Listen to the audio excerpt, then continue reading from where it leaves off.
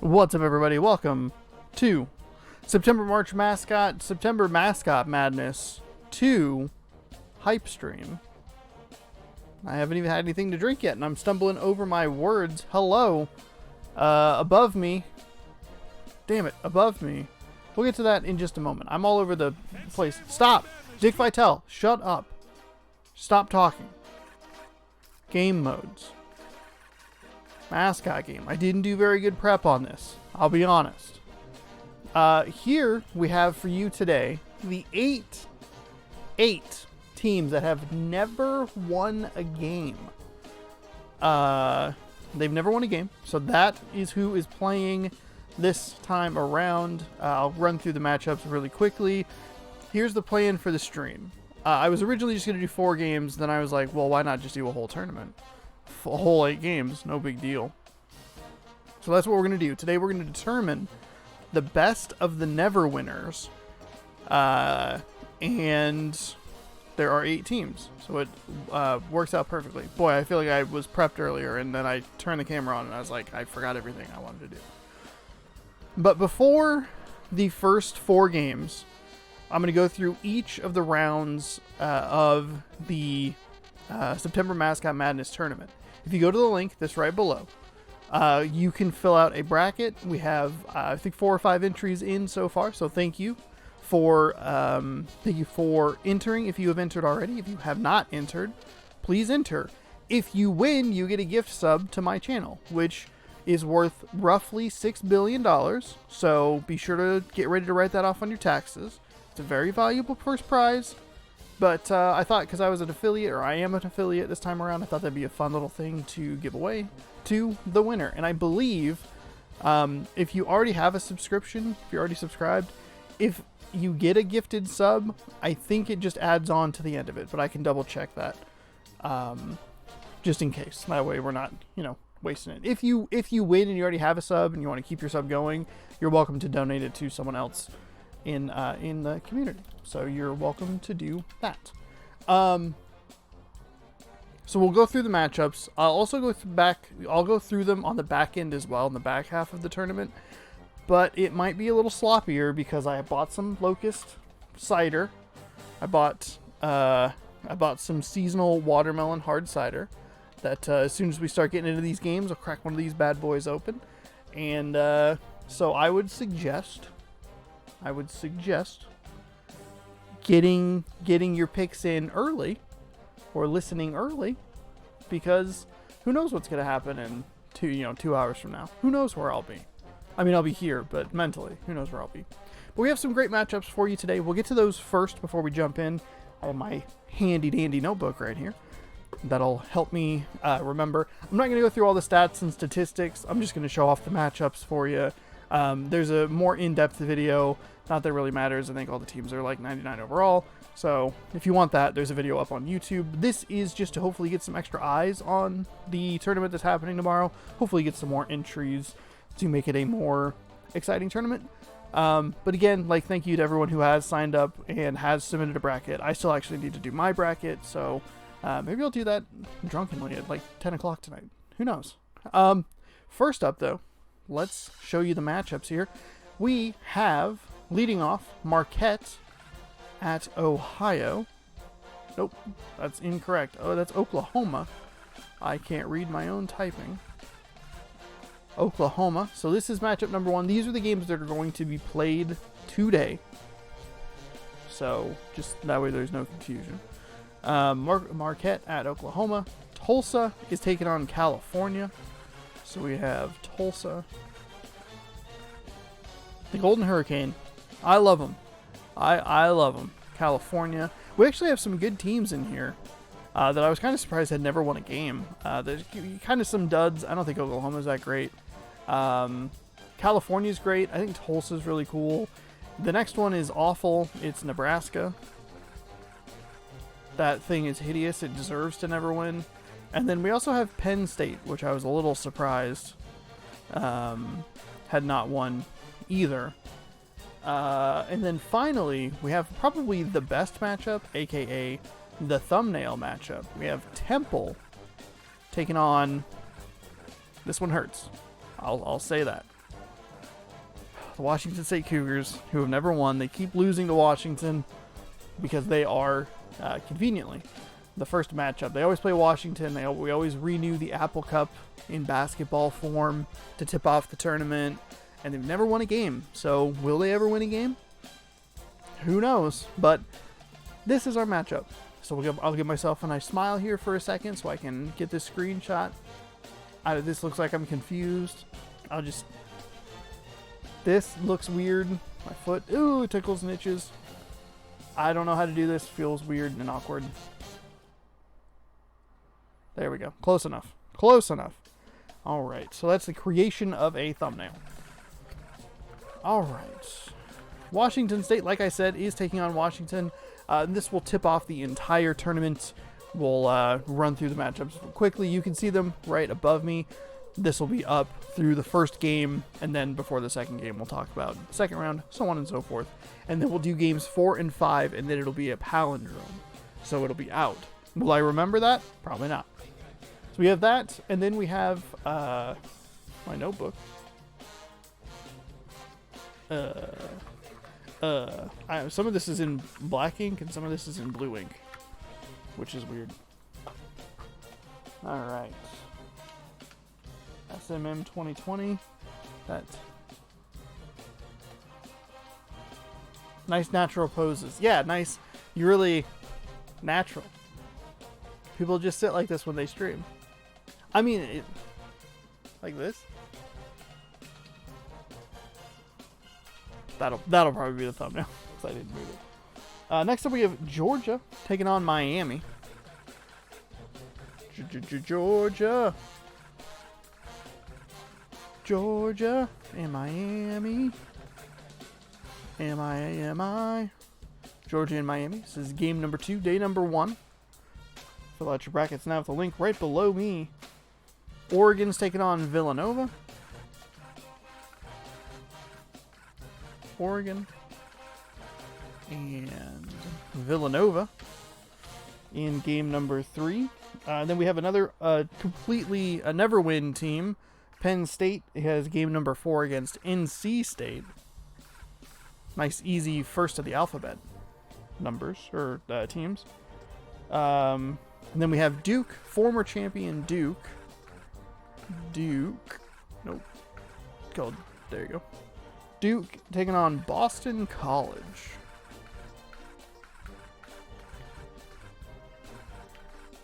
The Eagles of Boston College.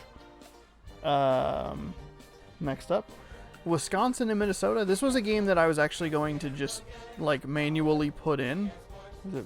Wisconsin's away. But then I didn't, and then the game, the random gods gave it to us anyway, which is great. I think this is a good looking matchup. Taking on Minnesota. A lot of M teams. And then we have another M team. It's a Big Ten festival right now. LMM. Michigan State against the third winless team on this page. Oklahoma. So there you go. Oklahoma ranked number 2 in the game, but yeah, had a big goose egg in the win column. Louisville and Syracuse wraps up day number 1. I thought there was one more game, but this is it. Louisville and Syracuse. This one is, I believe this one is a hand-picked placement match, but it's not a hand-picked matchup between two teams, if that makes sense. What did I say? Syracuse. Auto the orange. Look at them there. Red versus orange. Bird versus hat wearing orange. And that'll wrap up day number 1. But as for us right now, I didn't put this in a bracket form at all. It's literally in a notepad. So hopefully nothing goes horribly wrong. Marquette and Oklahoma are going to tip things off here for us. I went the wrong way. I don't know my alphabet. Oh my gosh. I was in the M. I was literally in L. All I had to do was hit R one time, but instead I went all the way back to the A's. I keep looking at my notebook like that helps. Oklahoma. Oklahoma. Where the wind sounds. Alright. A. We're not playing. Quick settings. Make sure we are on All-American. Do I maybe bump it down to like 5 minutes instead? Nah, that's fine. 10 minutes is fine. The games only take 30 minutes. We're 10 minutes into this, and I have not even started a game yet. And I didn't start a game either, because I didn't hit A again. Alright, here we go. Hopefully this is loud enough. My notes should be accurate. There's no commentary. It's just me. I'll be talking over the game. I tend to have the crowd volume a little louder, so... Hopefully it's looking or sounding good. Marquette winning the opening tip-off. Ooh, and Oklahoma stole it away immediately. Good, excellent start for Marquette. Nice spin move inside. This is a good warm-up. Oh, that's right, so I was going to crack a brew. This one, so I'll be honest. This particular stream, the hype stream, going to be like unprofessional, probably going to get sloppy. I will probably talk about things that are not relevant to the game. When I'm actually doing the streams, I will do my best to be an informative and entertaining commentator for you. So hopefully you will enjoy that. I have a blast doing these. I love it. We're getting an and one opportunity already. Wait, I feel like I made a joke last time about and one not being a sponsor of the stream, so I wasn't going to say it. But I don't remember what I said. Alright, let's try this. So this is a seasonal watermelon hard cider, Washington apples blended with watermelon juice. It's from Locust Cider, which I believe is Pacific Northwest related. I could be wrong though. Probably am wrong. Look at we're a minute into this game. Oklahoma's stolen the ball away twice. Marquette can't keep it on the opening or on their own side of the floor. I can't talk already. This is going to get way worse. Nice steal by Marquette. Nice jam home by Marquette, and we're even at 4.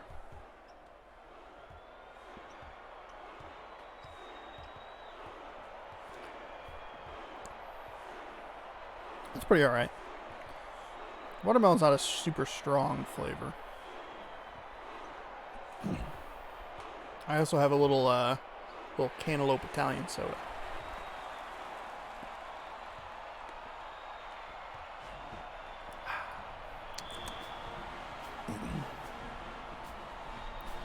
I think it would be great to have a cantaloupe flavored like hard cider. I was talking to somebody. I was making a joke the other day that I would, if I ever started a brewery, it'd be just cantaloupe flavored drinks. Oh, I love cantaloupe so much. All right, here, what's going on here? We're 2 minutes in, barely done any talking. Nice block by Marquette. Got his own rejected shot. Shot clock's down under 10, under 8 to go. An offensive rebound is going to lead to a foul and 2 free throws from the line. First one is good. So Oklahoma looking good early here, apparently, because they're up 8-4. Now they're up 9-4. Oh, I don't need to close that.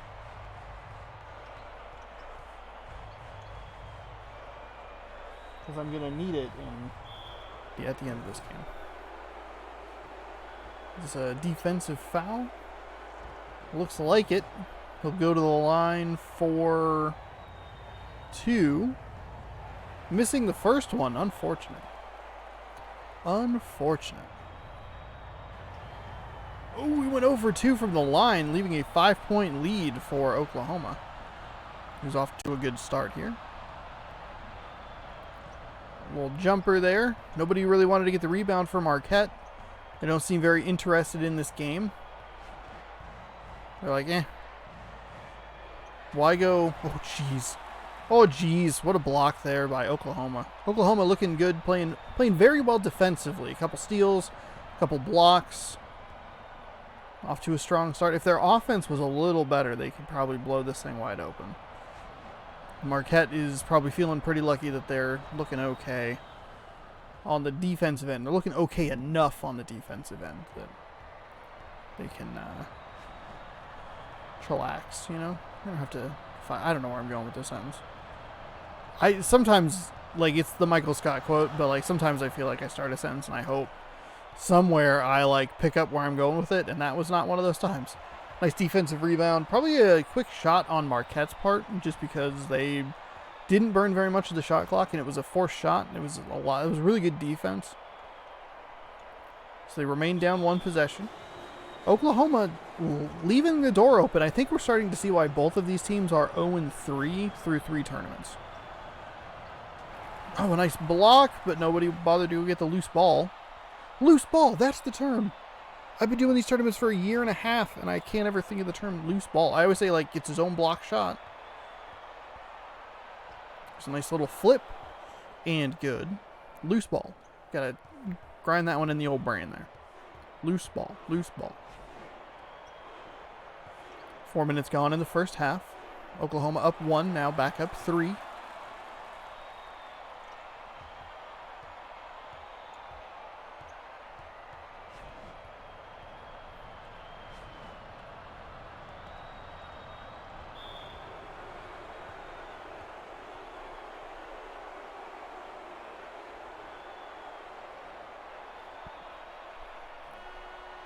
So we have an injury. Oh, these are always my favorite.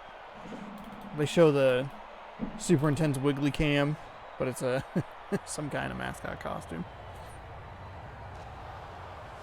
Shot up and good. So Marquette now down 2, 11-9.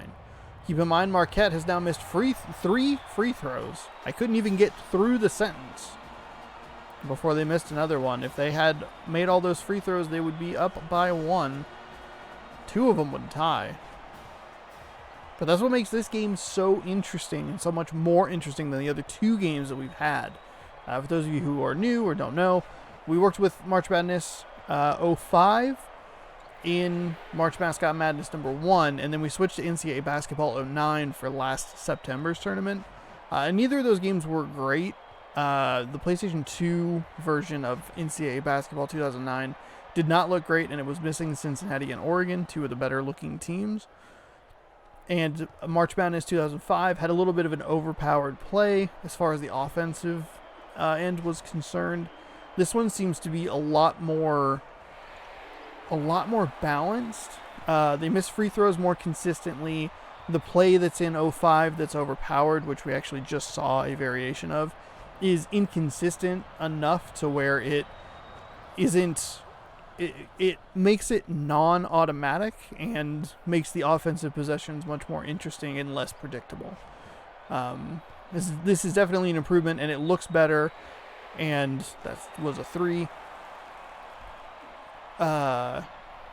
It looks better, and just it has the 2 teams that we're missing. So this is the one that we will be sticking with. I have bought several NCAA basketball games to see if we can get a little bit of variety from which version we're using, but no reason in breaking what doesn't work, or breaking, why fix it when it's broken or whatever.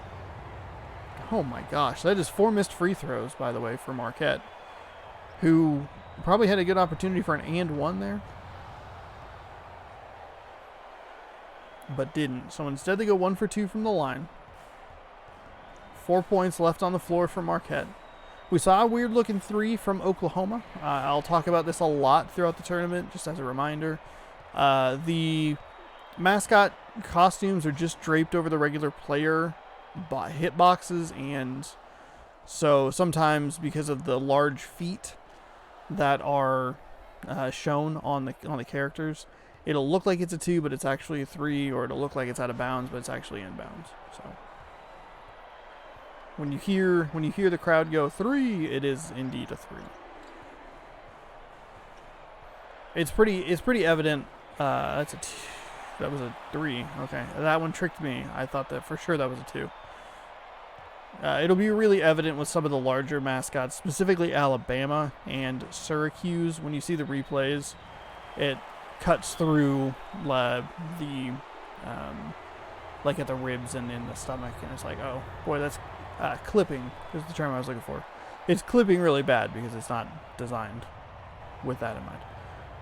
That is 6 missed free throws for Marquette. My God.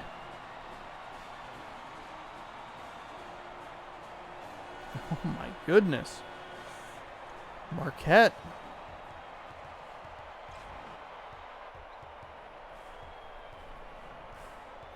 Three minutes here in the first half. Oklahoma up 4. It's a big 3. That is a deep 3 for Oklahoma. Not looking like a 3-loss team to me. Marquette, on the other hand, absolutely is. They look like trash. And we'll get to see them at some point in the future. They actually get the first game in round number 2, where they play Ohio. But that is a tease for later. We'll go over the second day of matchups here in just a little bit. Oklahoma brings it up, throws it out to the side. That's the play that typically works really well. They run a deep shooter specialist around the baseline and pull them out to that 5 o'clock spot, 5 o'clock, 7 o'clock spot on the 3-point line, and go for it. But it didn't work that time. We also look for 23-19 games, which we have right here because of Monsters, Inc. I look for them. We have one right off the bat, so that's good. Oklahoma up 4, 2:08 remaining, first half. The announcer drinks.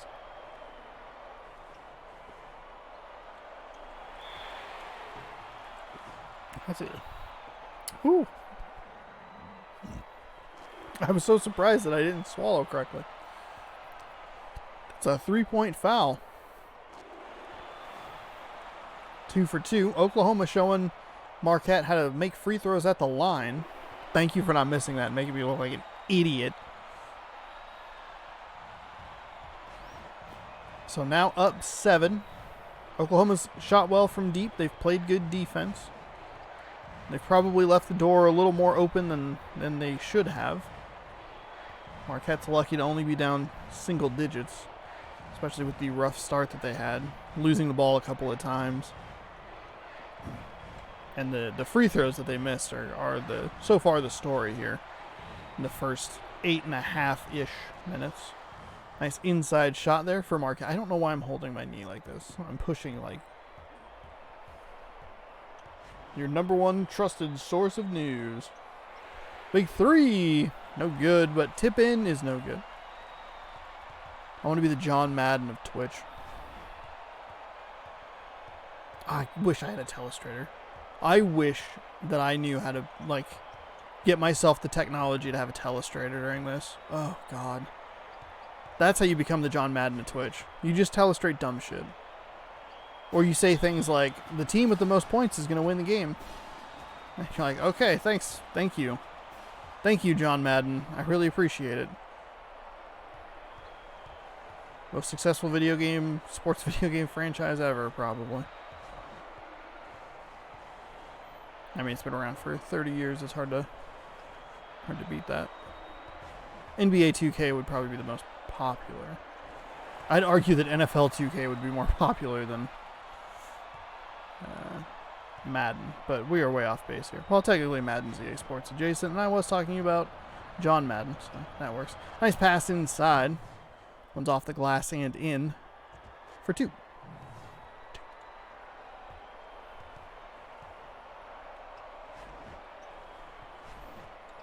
28-23 with time winding down here. These are about the scores that we're looking at. High 20s, low 30s. I want to say that the most points we've seen scored in the first half is that deep 2 is off the back iron, no good. I think it was 38, and that was everybody firing on all cylinders for the entire half. But usually we're looking at about a 20 to 30 points per team. 7-point lead here. No, we don't get a halftime show, so we just jump right into the action. As Marquette gets a rebound. Oklahoma holding on by 7. Marquette's first possession of the second half.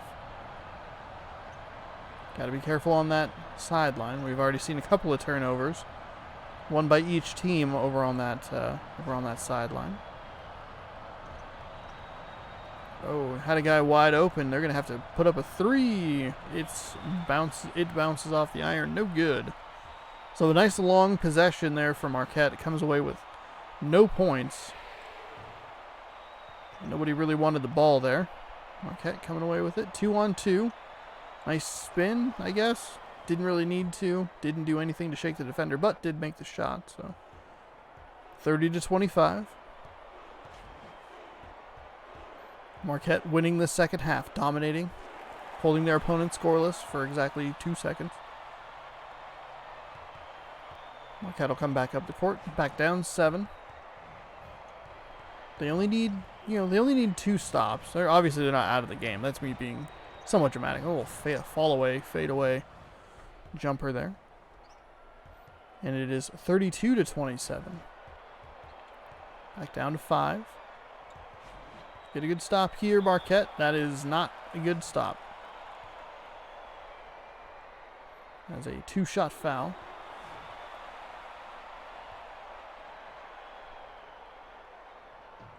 And that one missed. Okay, so we have 1 miss for Oklahoma. I want to say Marquette's missed at least 6 free throws. There's a nice deep 3. That play just doesn't work. It's not as accurate. That's the look you're going for, though. Usually the defender gets caught up on a screen or just in traffic, and you get a wide open look at the 3. That's another foul. Roll off the rim. No good. Also, it's getting super dark in here real quick. Hold on, I have to find an electrical plug. Oklahoma misses. That was both free throws they missed.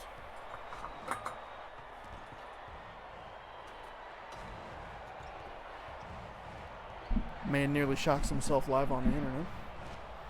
Got the contested 3.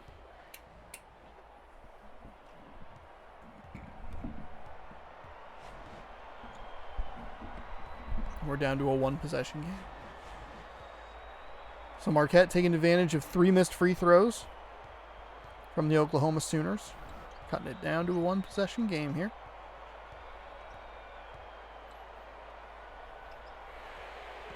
That one was short. Rebound Marquette. They could tie here. Cut it to 1 with a good 2. Tie with a 3. Marquette on a 7-3 run here. That might be a 3 if it goes. It is. Marquette tying the game up. Oklahoma. Now they're the ones looking like the 0-3 team. Marquette. Oh, also the steals are a little bit different as well. They're more consistent in actually being stolen. In 2005, the first tournament, there were a lot of loose balls. Nice jam there by Oklahoma. There were a lot of loose balls, but it rarely resulted in an actual turnover. I know that one didn't result in a turnover, but it did not, more importantly, did not lead to a 5-on-4. It's Marquette. There's a good example of why that play is kind of broken. Sometimes the offensive player overruns their spot. OU on a quick 4-0 run here to get the lead back out to 2 possessions. And I think more consistently in this game, the defender actually stays with them. So hook shot is going to be a goaltend there. So again, just some stuff that keeps it more interesting, makes it more interesting, especially on the offensive end. It's a little less predictable.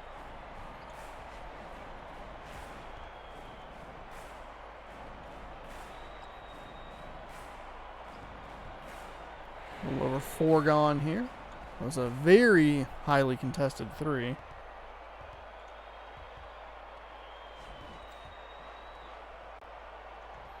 That's off the rim, no good. So a 2-point deficit stays that way. These games they're very, they're nice and short. They have a really good pace to them. I don't think any of them have had a bad pace to them. They usually run about 30 minutes or so. So we can get through 8 games in 4 hours as Marquette finally takes the lead. I don't know if they have had the lead in this game. It's been close. I think maybe at like 13 to 12, somewhere in there. But Marquette storming all the way back. They have outscored Oklahoma 15 to 7 here. Now 15 to 9, but made up that deficit. Only took up about a quarter. As we get under 5 to go, another steal. That's a 2-on-1 opportunity. Nice extra pass. Good contest there. Comes away with the ball. Almost just ran out of bounds. So with 4.5, Marquette making a good defensive play there. They gave the ball away again, but their defense holding in there. That was a terrible shot. We also see that I think is a weirdness of this game. And one of the weirdnesses of this game is often the team that had the ball blocked, like when it's clearly going to be their ball, they run for the loose ball, but they just touch it out of bounds. And then it went to Oklahoma. There's no reason that shouldn't have been Marquette's ball. But they'll pay the price for it now that they're down 3. Little hook shot there. Nothing doing. A couple players overrun the rebound. Oklahoma on a break. Up 41-38. There he goes. That's a wide open 2. Went inside for some reason. Didn't need to. And I ended up with 2 points anyway, so hard to argue that.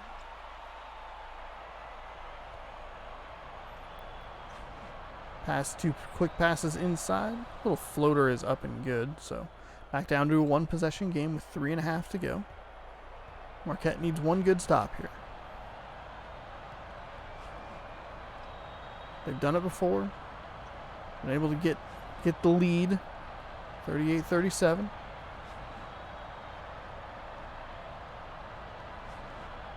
Dribbles inside, back out. 13 seconds on the shot clock. Tried to go nowhere. Tried to go inside, nowhere to go. A lot of players over on the right-hand side of the court. Dances around, back behind the arc.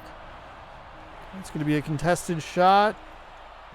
Ooh, nothing doing there. It's going to be an offensive rebound, though. Oh, no. Didn't amount to anything. So Marquette, very lucky to come away with no points defensively. No points given up defensively. Oklahoma took a ton of time off that clock. They took about 40 seconds off of the game clock. Now down to 2.5 minutes. This is usually the part of the game where I talk about the momentum aspect of it. Marquette used a lot of energy to get that deficit down. You got to stay hot. You got to stay in the game. You got it all the way down there. Put it away. If you're Oklahoma, you left the door open. Put it away. There's a big 3 from Marquette. All square with 2:04 remaining. Second half.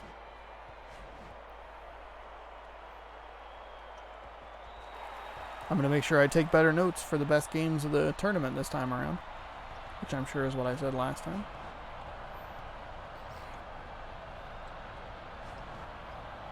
It is 45-43, 45-45. Was not sure that was a 2 or 3, so I'll have to let the game count the basket, and then looked and then told you about all my trade secrets. Nice steal there by Marquette. They don't really have numbers here. It's going to be an offensive foul. That absolutely was an offensive foul. Oh, I'm sorry, defensive foul. Whoopsie daisies. Whoops. That one lucky to go in. Lucky to go in. 1:30 on the clock, even. 1 for 2 from the line. That'll give Marquette the lead, but only by a point. 46-45.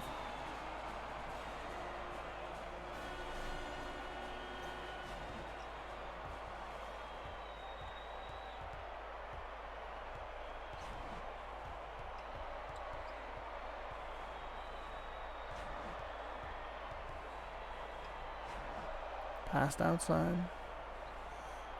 Nice inside move. Nice play. That was a great play by Oklahoma. 47-46. Flipping the 1-point lead back.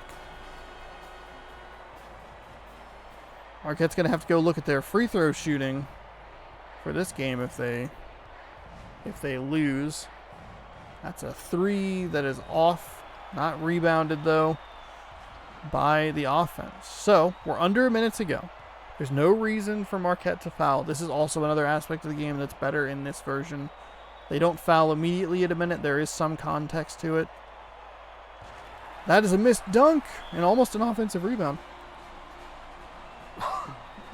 In previous iterations of the game, as soon as it hit a minute, they would start fouling regardless. Even if they didn't need to, which they didn't need to in that scenario. So Marquette with the ball. They've been gifted a lot of turnovers here by Oklahoma. That shot was just short and missed. They're going to need to foul because there is no time on the shot clock. They're only down 1, though. And we have seen some inbound pass steals in this game as well. So this game has a lot of wild cards. Did you have to burn a lot of time? 2 more opportunities. 1 more opportunity to get a stolen inbound pass. They won't do it. Oklahoma will go to the line for 1-1. First one's good. Second one is good as well. So 49-46.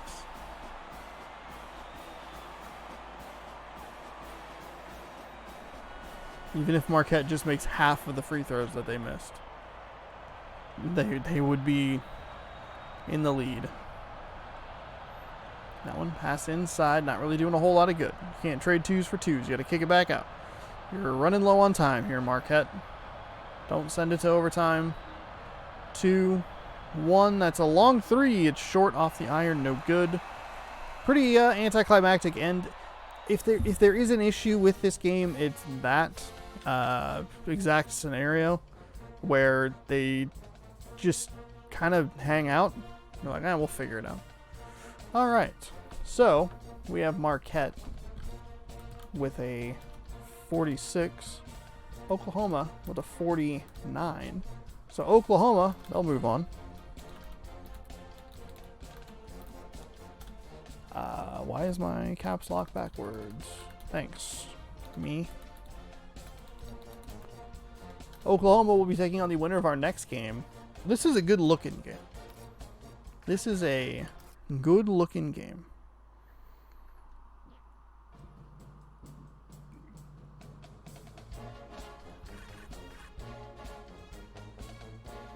Game mode. Mascot game. A little slow today. All right, Tulsa. The Golden Hurricanes taking on the Golden Bears. A little gold on gold action here for you. I give myself an opportunity for a thumbnail because I don't remember if I took one correctly earlier in the thing. All right, here we go.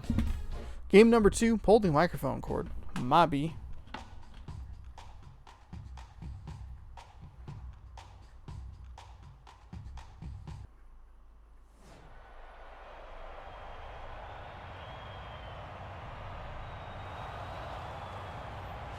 Golden Hurricanes and their powerful capes. Capes versus cardigans. Where do you stand? Where does this game stand? We'll find out here. The Capes win the opening tip. No good. Run to the corner, and the ball is out of bounds. Here's the hope. The hope is that I don't accidentally play an extra game, as Tulsa nails a 3. I think. I'm not exactly sure what happened. Tulsa with a steal. Passing it forward. It's an inside shot and a foul. So Tulsa will go to the line for 2. Tulsa off to a great start. I always pick Tulsa to do well in the tournament. Just because. Guess what I forgot to do? I forgot to show off the second round of games. Shoot. Here's your list. There's your list of games. I'll show them off after this game. I've only had 2/3 of this drink. It's just a bear and a tornado making out. All right, that was the thing. The Golden Hurricanes, by the way, I don't know if I've shown it off, but their mascot does not look like this anymore. So that we have a unique time capsule of when this mascot was amazing. And he kind of sucks now. I'll be honest. And he kind of sucked at getting that rebound. 5-2.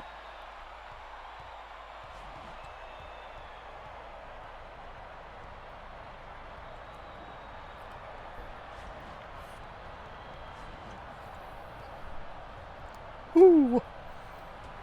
Oh, nice block by the Golden Bear. Kick out for 3. Tulsa regains control of the loose ball.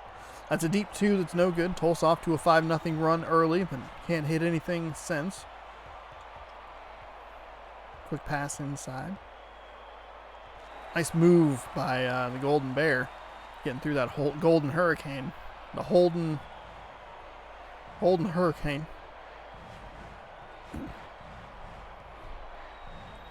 Power Capes up by 1. Missing that shot. Cardigans recover. These are 2 of the mascots I think are 2 of the better looking mascots in the whole tournament. And they are both 0-3. We've never seen them win. 3 from California, who is out to a 7-0 run here.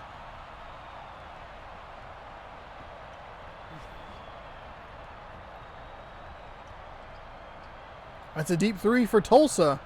They can't cash in. Another offensive rebound. Tulsa kicking butt here on the offensive glass, giving themselves some second chance opportunities. Leads to a foul. 1 for 1 so far. That'll make them 2 for 2 on that trip to the line. And it is even 7s with 7:22 remaining here. First half. Second game of 8 that we'll be looking at today.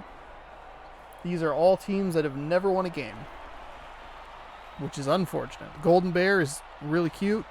Golden Hurricane is what I love about mascots. They sometimes just look really stupid. Took a step inside the 3-point arc, nailed the shot. Had an open 3, said no thank you. My mom said 2s only.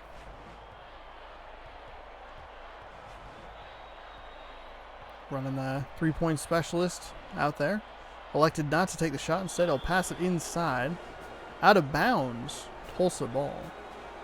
For me, those are the hardest situations to call correctly. This specific game, I don't know if it's this specific game or if it's just this series in general, has some trouble with the players throwing the ball behind the backboard into the back of the backboard. And it's really tricky because sometimes it's a foul and sometimes it's out of bounds, and it happens so quickly. It's one of those what they call in the sports area, sports broadcasting, a like bang bang play, and it's just really hard to see. It does not help that all the characters are like way larger and they're not actually shooting at their like hand length, you know, and their heads are huge. Like the Golden Hurricane is just a nightmare. It's just so big. His head's so big. Stepped out of bounds on the baseline. We see that a lot in this game as well, which is weird. We see a lot of step out on the baseline. We see a lot of people chasing loose balls on the baseline. Almost a turnover there. There's a big 3 for Tulsa, who all of a sudden is up 16-7. I yammer on a tangent for 37 minutes, and all of a sudden it's a 9-point game. That was a clear lane for this Captain Kirk-looking bear. How have I not made that joke yet? It's been 3 tournaments, and I thought about it during a hype stream. I guess if you wanted to be really nerdy, you could say Captain Pike, because he wore gold too. It's just original series Captain. Then they went to red for a while. Or I guess for like the other like 3 series. All right, here's a 3. Nice shot there. Tulsa, or Golden with a 3 there. Looking good. Bringing it back, inching it closer. 18-12. 6-point game. You still have time to fill out a bracket. Tournament starts tomorrow, 4 o'clock p.m. Pacific. Twitch.tv/Shaunosaurus Rex. You can fill out a bracket right there. We'll be going over the second day and third day matchups at the end of this game, provided I remember. Show you all the matchups. If you're looking for a more informative one that has all kinds of like stats and fun stuff like that, there's a video up on my YouTube channel that covers that. It's the bracket reveal. It was posted back in June, the end of June. So that is of interest to you. It's back there. There's no in-game action though. That one's very kind of dry, I would say. Still good though. Nice block by California in there. Loose ball recovered by the Golden Hurricanes, and it's going to lead to an eventual 2 points, 23-14. It's fun going back to the previous tournaments and making up the videos that are the best of the March Mascot and September Mascot tournaments. Because like I get genuinely engaged because I don't remember exactly what happens. Like obviously I'm looking at the bracket, so I know who wins, but it's also like, oh, how did this exactly go down? Because I was watching the Alabama and Utah State, that game, and I was like, oh, how exactly does this end? And when I saw it, I was like, oh, that's right, I forgot all about it. So I always do give myself just enough time to forget what happened. I feel like it's solid content too. Plus I'm kind of a sports guy, so I'm sure that helps. But I love the ridiculousness of it. I think the stuff's actually like genuinely like good, and that feels good as like a content creator to be like, I'm watching my own stuff and I'm like, yeah, I like this. Hell yeah. Just like I'm sure all the Golden Hurricanes fans out there are liking that layup, up 25-18. Hard to believe that they're 0-3. They're playing very well. Said that about Oklahoma. Now, nice block. Surprised that wasn't a goaltend. That must have been at the peak of the shot. That's going to be an and one for California here.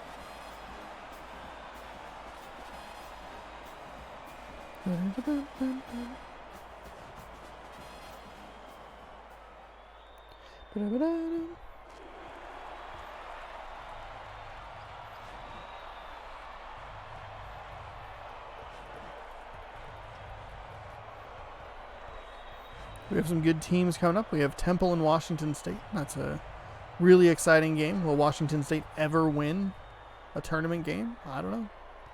They always get first tip-off. They always destroy my bracket right at the start. This also was a good color matchup on the scoreboard, the blue and the yellow. It's a good-looking matchup on the court as well. It's the perfect mix of, like, silly, absurd mascot versus, like, just cute critter, you know? I'm pretty sure I said that earlier, but that's okay. Polish this one off, huh? 30-21, under 2 to go here in the first half. Nice quick inside pass there. It's going to be a foul in the act of shooting, so he'll go to 2. Go to the stripe 4-2. Skipped a word there. Off the left iron, no good.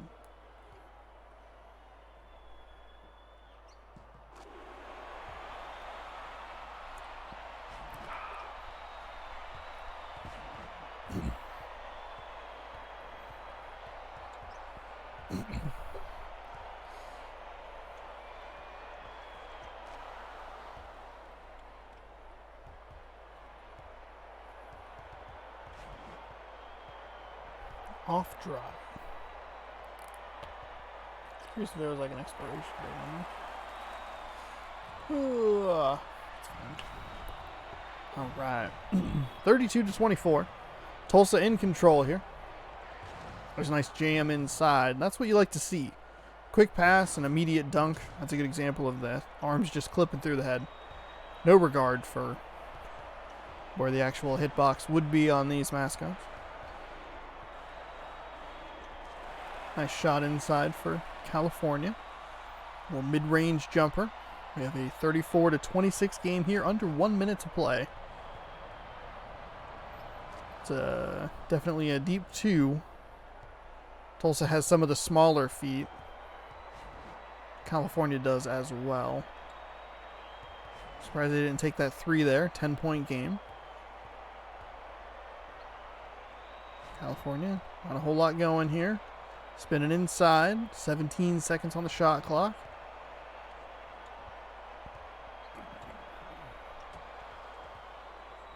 A lot of work around the perimeter. Not a whole lot doing there. Fortunately, they tried to take it in and just nothing doing. Great defense by Tulsa. They can hold for the final shot here. Instead, they'll go with a quick pass inside. He'll be fouled in the act of shooting. To the line for 2. Go the Golden Hurricanes.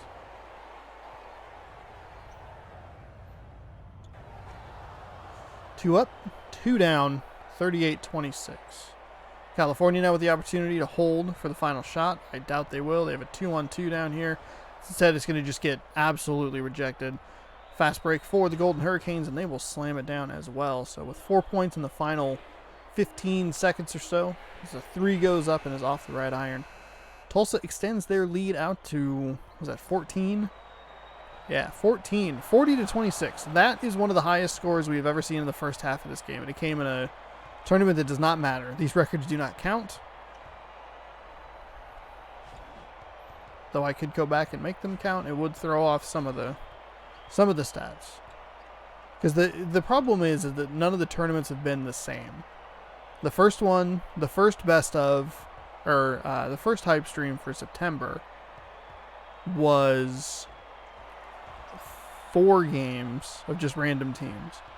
The second was a 4-team tournament, and this is the third one, and it's an 8-team tournament. So all the records will be all goofed up and weird.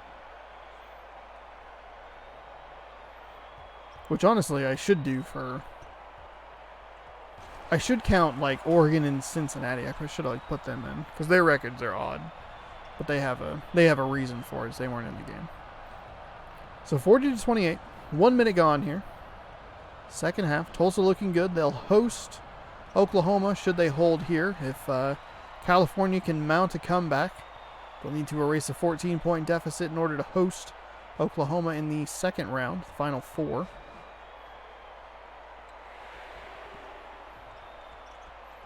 I should talk about the scheduling of the tournament. The tournament will be, obviously, it starts tomorrow, 4 p.m. Pacific. Stream will go live about 1:30 p.m. Pacific. We'll be playing Fall Guys from probably 1:45 to 3:45. Then I'll take a break and get everything set up and moved around for September Mascot Madness's first thing, and that'll start at 4, run till about 8 p.m., barring a bunch of overtimes. Tulsa getting outscored here 4-0 in the first 2 minutes. The question is going to become, did Tulsa build a big enough lead to just not worry about it a bunch? Because it's been 2 full minutes, and California's made up 4 points. Anyway. So that'll be the first half of the round of 64 will be Saturday and Sunday. And then next weekend, which is September 5th, 6th, and 7th. I have a 3-day weekend that weekend. So Saturday we'll do part 3 of the round of 64. Sunday we'll do part 4 of the round of 64. And then Monday we'll do 2 parts. We'll do the entire round of 32. That one will start about 2 p.m. Pacific and it'll run until about 10. Maybe 1:30. I might have to bump that up a little bit so I can make sure I get, good breaks in there. And then, because I will be out of town the following weekend, the tournament will conclude on the 19th and 20th of September with the entire round of 16 on the 19th and the rest, which is the Elite 8 Final 4 third place game and the championship, all happening on the 20th.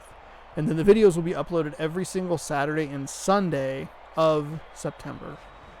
So if you're watching this on YouTube, you'll have an entire September of content that'll just be March Mascot Madness, or September Mascot Madness. As a 3 is knocked down, California now down to 9, or has the lead down to 9. So it's very exciting. I can't wait to see who wins. Hopefully it's not Louisville. If it's Louisville, we might have a problem. They won the last tournament and they were very good.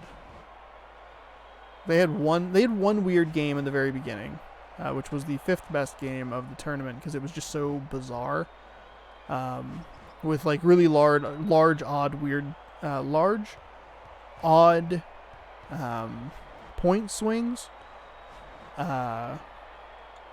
But other than that, they didn't really have much of a problem.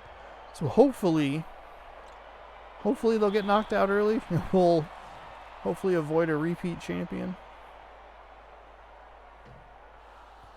Free throw is no good off the left iron. 44-33 here. Trying to close it to 10. They successfully do. California moving to a full court defense. Not a full court press. We see that with a couple of teams, including Louisville. It's very effective. Not the most exciting to watch, I'll be honest, but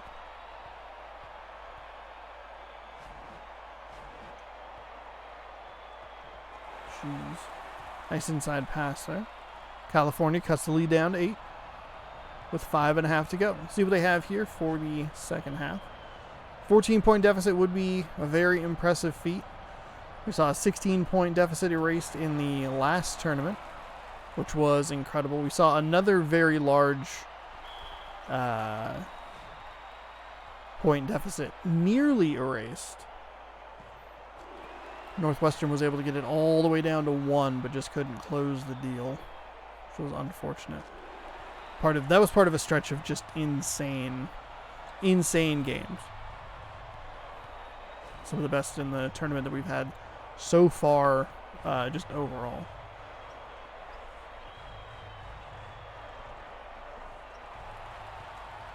All right, Golden Hurricanes. They have scored 4 total points here in the half.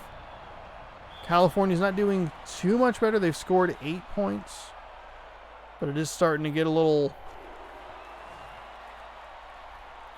close for comfort for the Tulsa Golden Hurricanes, who led 40-26 at halftime. Currently, a 13-4 run through the first 5 minutes. That'll be a 2 free throw opportunity here for the Golden Hurricanes. The first one is off the left iron.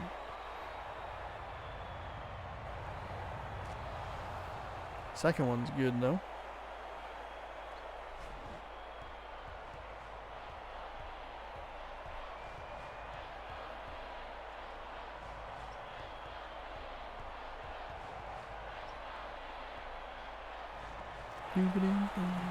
Nice shot by California. Golden Hurricane was in the way of the replay. Under 4.5 to go. Down to 4. Big 3 from Tulsa is good, and it right back up to 7. See, I had to introduce the blowout book. So we have one of those this year. I specifically bought it for this tournament. I forgot to put that in the other video. Shot us up and good, so we're getting an and 1. There was a point, I mentioned the blowout book specifically because I was going to say something, but I forgot what it was, so we'll just move past it. 50-41. California had a good run there, but they just didn't score enough points quickly enough. Took them a long time to just cut it down to 6. It's going to be an offensive foul, Tulsa ball. So kind of a messy back-to-back situation there, giving up a foul on the defensive end, giving up a foul on the offensive end. And Tulsa back up to 12. This is the type of game we would break out the blowout book for. I'd be a little more hesitant with 06 because California did cut it all the way down to 4, but then they gave up 7 straight points, and that was that. That's a foul. Go to the line for 2. So usually what happens is when it's a game like this, when it's 14 points, no one's really doing anything, I read from a book, which I did during the first tournament, and then was like, oh wait, hold on, this might be a copyright issue. And then this time I just decided, you know what, fuck it. If someone's really mad that I'm going to read a book from 1996 on the internet, that's fine. That's just what it'll have to be. They'll be mad. Be like, stop doing that. And I'll be like, okay. Okay. There's a shot that is short. California, 3 minutes here, just over time limit. I don't know. This is Aaron Rodgers' alma mater, by the way. Aaron Rodgers looking good with a handlebar mustache. Nice steal by the Golden Hurricanes. I don't know anyone who's gone to Tulsa. That's a deep 3 for Tulsa. Off the left iron, off the right iron, no good. California with the rebound. Tulsa had no reason to put up a three, a deep three with this lead.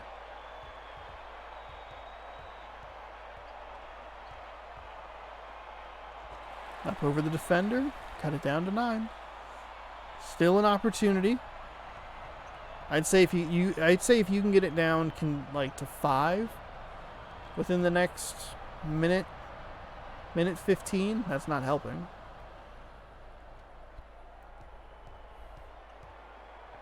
Get it down to 5 the next minute and 15 seconds. Maybe you have a shot. The free throw shooting is just inconsistent enough to where it might help. This does not help though. This is a weird glitch with the game where the players just kind of get stuck. They're better about getting out of it in this game than like in 05, where it was like, oh, we'll be sitting here until there's 3 seconds on the shot clock, at which point the game says, hey, just shoot the ball, and then usually make it. California's going cold from the field here. Tulsa gave up an easy 2 for some reason. Looks like they're just kind of milking the clock here. They can run it down to about a minute left in the game. California does get the steal, though. And we'll take a timeout here. 1:16 remaining, second half.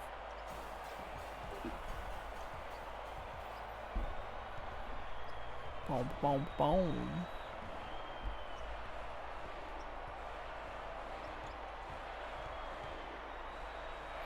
Three for California off the right iron, no good. Under 1 minute to play. I don't anticipate we'll see California foul at all. Maybe if they had hit that shot and cut it down to 8. But down 11 at this point. Not a whole lot going on. So that'll give us an opportunity to get this open. Not that it slowed me down earlier, where I'm just not even like really paying attention to the game, just yammering on about something. I wish I had a telestrator. Okay. Okay, buddy. You do that. 57-44. I don't even know if California's going to try and shoot a shot here. Oh, they will. They probably would have been advised not to, though. A nice dunk after possessing the loose ball. For some reason, they'll run a full court defense. Down 11 with 10 seconds to go.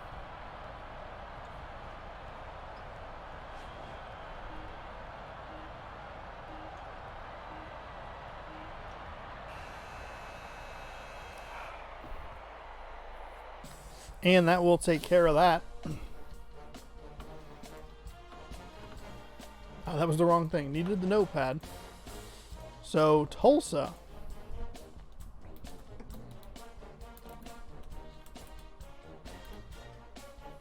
Moving on with a 57-46 victory. Both teams that have lost have scored 46 points. Before we jump into the next game, we need to run through days 2 and 3 of the Mascot tournament. The first one of these is a hand-picked placement. That's not what I wanted at all. I wanted game modes. Then Mascot game. As in, I made sure that Ohio got to lead off a day. Because everybody loves the Bobcats. Their mascot also looks different. And then Marquette, who we saw lose to Oklahoma. They will take each other on. Next up, we have a team that we just saw. California. They will be heading down to Memphis in the Lions, Tigers, and Bears match. Just needs a lion. Next up, we have Baylor, Cute Bear, 1-3 record. Arizona, I looked at that only because I was like, oh, Baylor actually won a game against Hello? Arizona. Arizona Wildcats. Wildcats, Bears, and Tigers. Oh my. Then we're going all the way to Oregon State. LMNO. Oregon State. They will take on New Mexico. Which I don't know if we've been to New Mexico before. The Lobos. There you go. Stick it in the Pac-12. Going back to Colorado. And Maryland.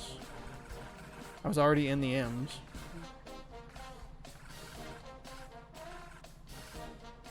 Buffaloes versus Terrapins. And let's see. Next up, Mississippi State will head to Georgetown. I'll give you a look at that real quick. And I don't know my alphabet.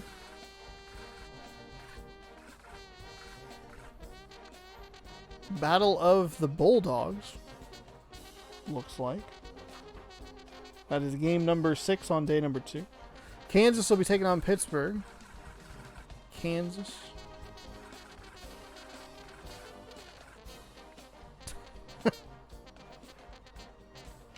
And then we have a hand-picked matchup, Tennessee versus Texas. This is the NCAA football 2001 matchup that my brother and I used to play against each other all the time in that game. So Tennessee at Texas. And that concludes day number 2. So we'll go ahead and I will find my mouse cursor. And we'll take a quick peek at day number 3. Day number 3 leading off with the Yosemite Sam match of Texas Tech and UNLV. Who will reign supreme and claim the title of Ultimate Yosemite Sam? Find out September 5th at 4 p.m. Pacific, twitch.tv/HondaSourceRex. Next up, we have a couple of, I believe, naked tigers.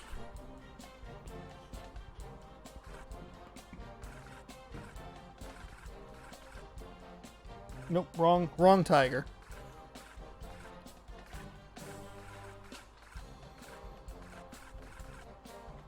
There we go. A couple of just shirtless tigers just hanging out. Speaking of tigers, we'll stay with that as we go to LSU, who remembered the shirt, and they will face off against Utah State. We saw in one of the top 5 games over on YouTube. Then we have South Carolina taking on Nebraska, a team that we will watch momentarily, as I believe they're in the next game. They are. They take on Penn State here in just a moment. South Carolina at Nebraska. This is game number 4 of 8 on day number 3. Then we have Arkansas and Georgia Tech.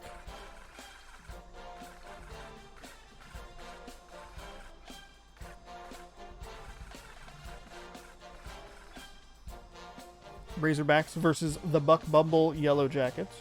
If Georgia Tech wins, I'll play Buck Bumble on stream.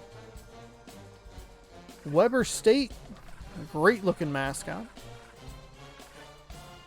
takes on the Sun Devils of Arizona State in game number 6. Then a team that we'll see a little later on today, the Temple Owls, will head to wherever Ball State is. It is in Ohio? Oh, no, Indiana. They'll head to Indiana in game number 7. Temple, never won. Will they get a victory this time around?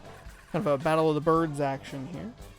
And then finally, in a hand-picked placement matchup, we have one of the most popular teams in the tournament,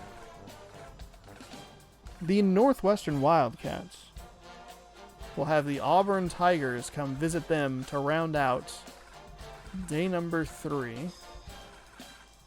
Did I go around the entire freaking alpha? I sure did. Oh, no, never mind. Ball State was home. Never mind. So there you have it. That's through day number 3. This is the Remy Tim matchup. Wildcats, Tigers just needs a bear. Oh my. We'll take a look at the 4th day before the 4th game. We'll get you set for game number 3 of the night, which is Nebraska taking on Penn State. I said it moments ago and I already forgot. Nebraska taking on Penn State. Please, Penn State, please win. Please. For all of us. For all of us, please emerge victorious in this game, because I don't want to see Nebraska. Nebraska, the only team that I'm okay with being 0-3. God. I don't know if we've been to Penn State before. Score doesn't look super familiar. Defensive foul immediately. Just immediately.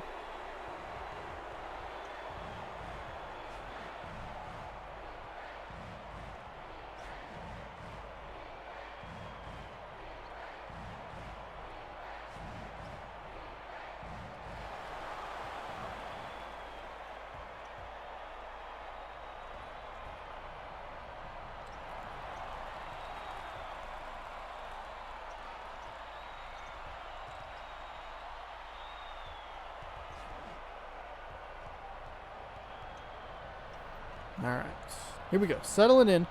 40 seconds in. Neb versus PSU. Penn State with a steal there.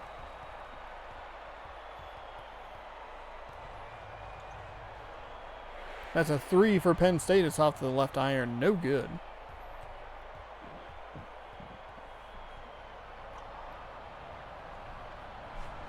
I promise the other streams will be more put together than this. Nice jam home for Nebraska. And they'll get on the board first. Just over a minute gone here in half number 1. This is game number 3. Winner will travel to either Temple or Pullman, Washington to face the Cougars, who dear God, I hope they can win. I hope they win. But we'll see. It's coming up next. Then we'll have our final 4 matches, our 3rd place game, and finally, nice 2 there for Nebraska. Puts them up 1. Finally, a championship game. We see that a lot as well. It's like a shocking amount. It's just teams just throwing the ball all the way down the court. No one there to defend or to grab it. Nebraska, though, repays the favor. Says, hey, we didn't really want this ball. This was your ball. We're just going to give it back to you. Big Red tried to look out, out of the corner of his eye to see where the boundary was, but his hat got in the way somehow. Smooth pass inside into a double team. This is a Big Ten matchup. Looks like number 3 is going to be injured.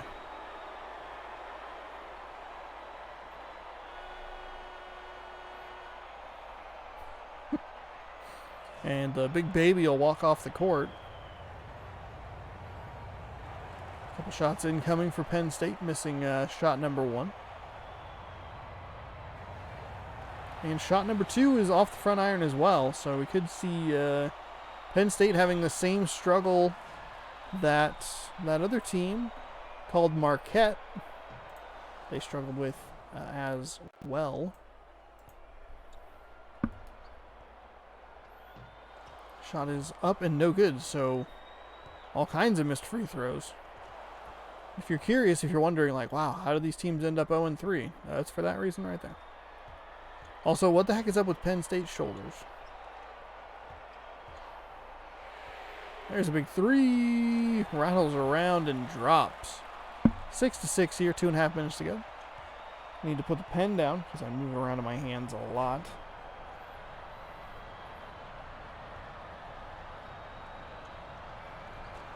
Nice shot by Nebraska. Both teams look like they're finding their groove offensively. It's a deep 2. And through 3 minutes, we have 16 total points on the board, 8 for each team. We're rolling through this wonderful little... Oh, no. Pre-tournament tournament. Number 3 is out for the game. I don't know what he adds or subtracts or whatever, but we won't see him again. Or will we, because they all are the same character model.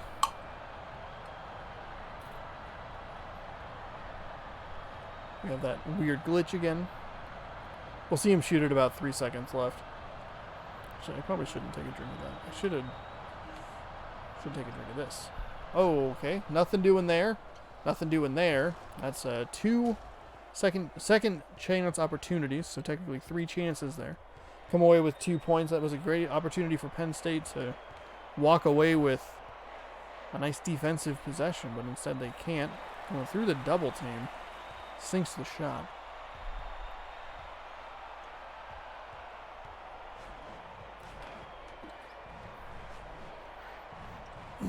We're even here at 10.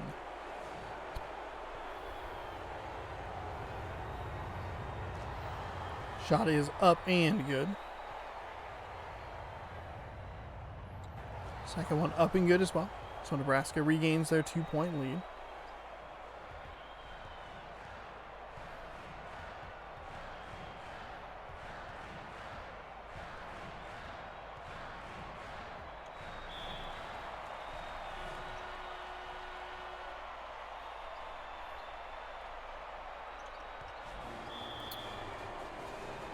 Why? Why would you do that? What was necessary about that? Stepped out of bounds and will commit a foul. So 14 fouls already for Penn State, which I is another kind of slowly coming back to me. It's another kind of weird thing about this specific version of the game is there can be foul trouble in the first half. I forget exactly which team it was, but there was a team that was actually in the bonus in the first half because they ended up there were like 11 team fouls for one team in the first half. It's just like, how? Like, that is just mind-boggling. And Penn State got off to a real quick start. They had a foul within the first 5 seconds as Nebraska knocks it down. The free throws, though, haven't been super great for either team. Adding to the drama, as they say. It's a deep 3 for Penn State. Nothing doing there. They remain down 5. It looked like both teams were getting a bit of a groove. 5-second violation. Penn State will take over. But it definitely felt like the offense was starting to click for both teams, and then this happened. They'll go with a nice quick inside pass. Excellent play there for Penn State. Nebraska now only up 3. Nice shot. Are you done, motorcycle? Another shot inside.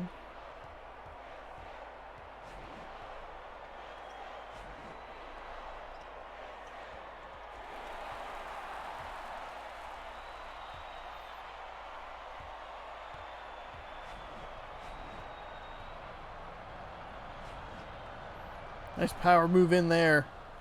That play is effective. We just don't see it as consistently. Some of the older games, you would see 2 quick passes inside just be overpoweringly good. They just seem to stay away from it a little more. That was a late pass, maybe a block there that I just didn't hear. 19-16, Nebraska up 3. Penn State keeping it close, not letting Nebraska get too far out of reach here. Ticking down to about 3.5 minutes. A nice steal there. Penn State, had a free run to the basket, and Nebraska somehow caught up and committed a foul. I thought that was going to be golden, and the foul is going to pay off. Instead of 2, they'll get none. That ball warped into that man's arms. What the heck happened there?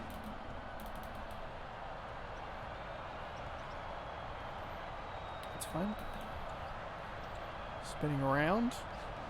Nebraska remains up 3. So a really good foul it ends up being for Nebraska. Initially I thought dumb foul. Then I thought, all right, that foul's all right. And then Penn State missed both. Nice inside pass there. That was a 3-on-1 opportunity. That the Nebraska defender had very few options. If he moved up, the offensive player was going to slide behind him. If he stayed back, it was going to give the other guy a lot of room to run. If he moved to the side, it was all over. 2 quick passes inside. It's going to be out of bounds. Nebraska ball. Just kind of bumped into him and sailed out of bounds, threw it into the back of the backboard. 2 quick passes inside for Nebraska. That's how you actually get it in the hole. Penn State. In the basket, rather. Score points. 2 quick passes inside. You don't throw behind the backboard. That's a block for Nebraska. Comes up with a loose ball. Passes ahead. 2-1-3 opportunity. He'll take it himself. That'll be out of bounds. Penn State ball. Just kidding. They forgot how to run their own offensive play. Pass outside. 2 quick passes inside. There you go. 23-20. Miss out on the 23-19 game. We had one in the first game. I don't remember the second one. I doubt it, though. Tulsa was in control of that game for a large portion of it. Another defensive foul. That is 5. So Penn State's going to need to be careful. They're 2 fouls away, 2 team fouls away from the bonus. Off the right iron, no good.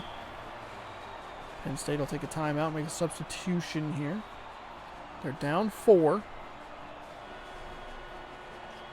Plenty of time left, 1 minute and 40 seconds in the first half. Defensive foul, Penn State ball. That is the 10th total foul we have seen here in the first half. A lot of whistles, a lot of short shots. There's a nice jam that was missed. There's a shot that was also missed. So 3 opportunities for Penn State, coming away with 0 points. Surprised that the Nebraska player did not just try and take it to the hole there. There's nobody really in the way. The one defender stepped up probably a little too close to him. Pass back outside. Back around. Shot is short off the left iron. You'll hear the crowd count down the shot clock a little early for the away team. Back around. Oh my God, what a block by Lil Red. What a block.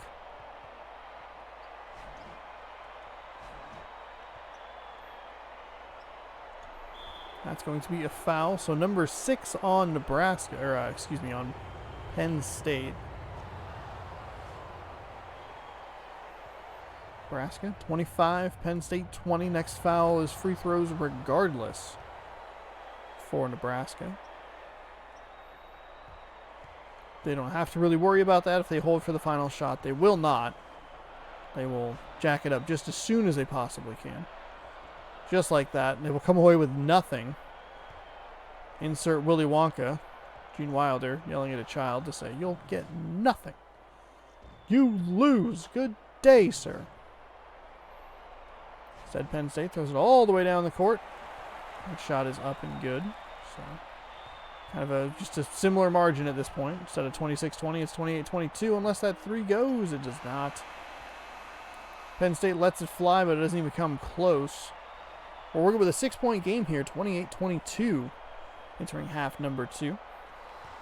And the inbound pass was immediately stolen. Immediately. Maybe the fastest steal we've ever seen.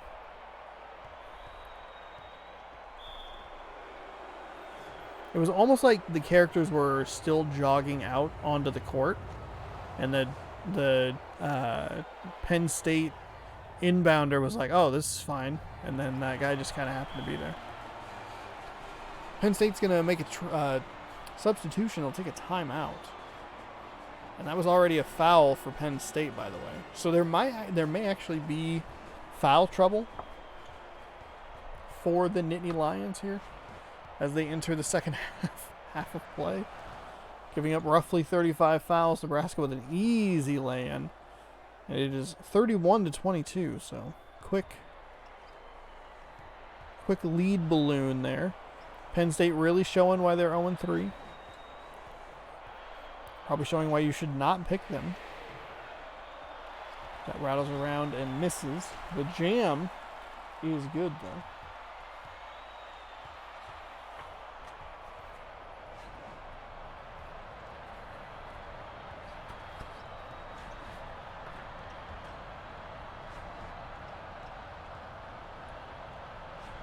Penn State, as a reminder, they play game number 4, day number 1 at NC State. NC State is 2-3, and they've never made it past the round of 32. So there you are. For all you information buffs who are curious about records and stuff.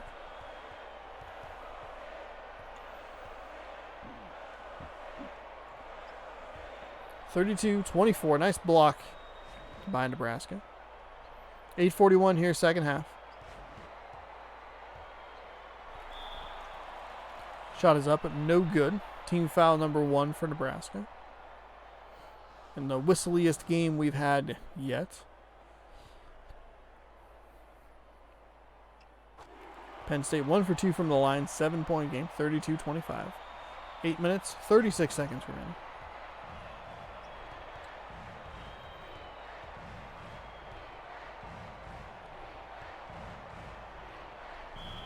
That's another foul against Penn State. That is their third team foul.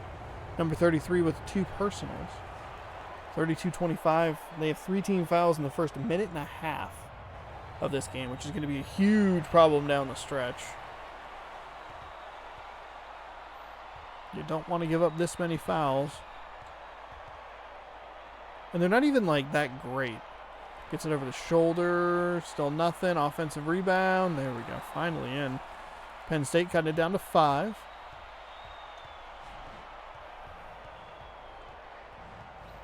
Gets Nebraska into the bonus faster with their 1-on-1s. Gets them 2 shots faster. Just a whole mess, especially when you're trying to make a comeback. Likely what Penn State is going to have to be doing toward the end of the game. Obviously still plenty of time left. Also, this is maybe one of the worst paced games we've had. 34-29. Constant clock stoppage is not helping. Thankfully, these types of games are very few and far between.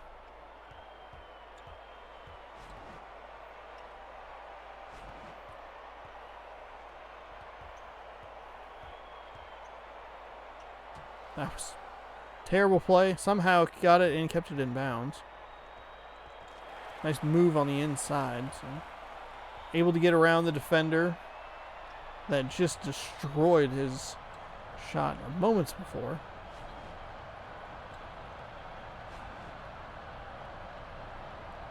Around the outside.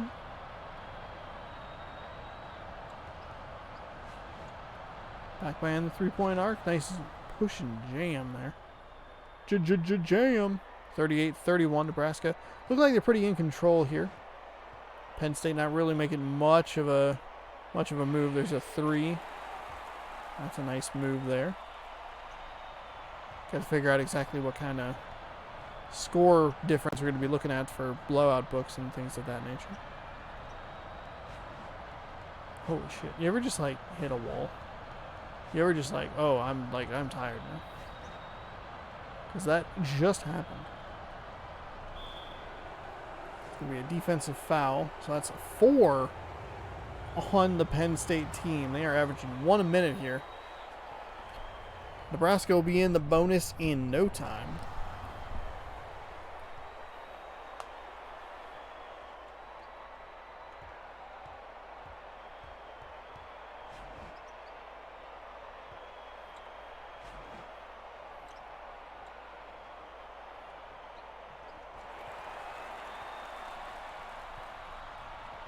(40 to 36), 4-point game here.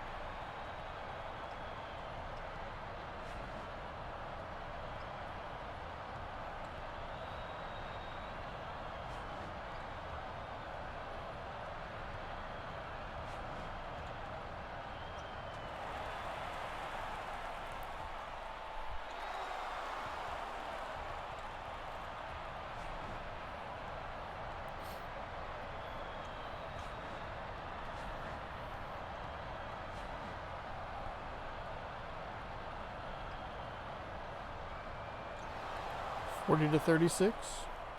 About 5 minutes to go here.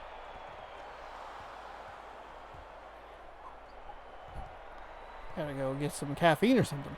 Dying over here. Alright. 6-point game. Penn State hasn't looked great. Neither has Nebraska. Been a lot of fouls. A lot of missed free throws. Penn State's done a great job at making sure that they're in striking distance as the game comes down to crunch time here. On the flip side, Nebraska hasn't taken nearly enough of an advantage of Penn State's offensive woes. They haven't taken advantage of the fouls and the free throws that they've been getting. Throwing up shots like that definitely doesn't help. You're leaving the door open. You're doing one of the more dangerous things you can do in sports, which is just let a team hang around. All of a sudden, Penn State gets on a roll and you're down 5, and it's like, well, wait, hang on, what happened? Get too loose, get too complacent, you know? All of a sudden, everything's borked. So Nebraska now only up by 2, driving it inside with 4 minutes remaining. Just over 4. By the time I'm done with this sentence, it'll be right about 4 minutes. Except for that turnover and the timeout. Interestingly enough, Penn State has used more of their timeouts before crunch time than probably any team we've seen so far. They're down to just 3. Usually teams take as many as they can in that last minute. They think they're playing with the new NBA rules. There's a little floater to his left. Nailed it.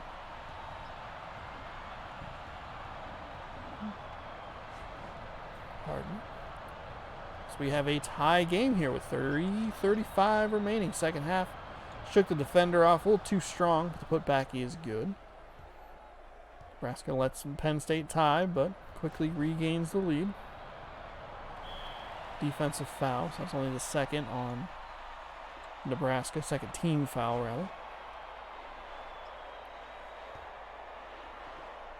Just kick it back out. There's a big 3. No good. Bounced off a couple of rims there. Or points of the rim, parts of the rim, sides of the rim. Nice steal by Penn State. Had a pretty free run to the basket. Couldn't get it to go. Didn't get the call, didn't get the shot to drop. Penn State working it around.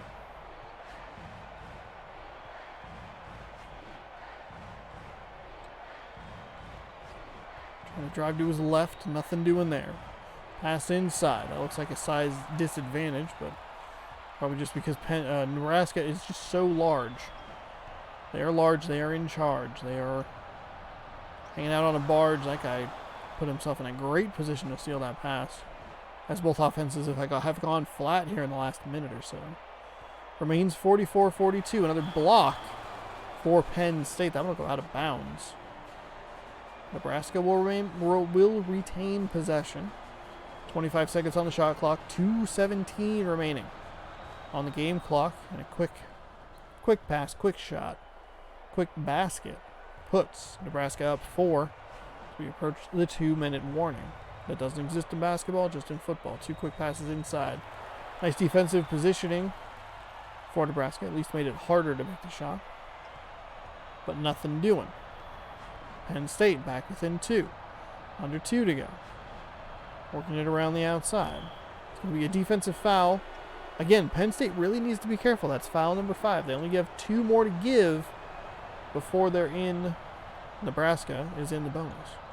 So deep 2. It's off the right iron. No good. Penn State almost gave up that rebound. They come away with the ball. Down 2. That's a dangerous play. Splits the defenders, but can't get it to drop. Under a minute and a half to go here.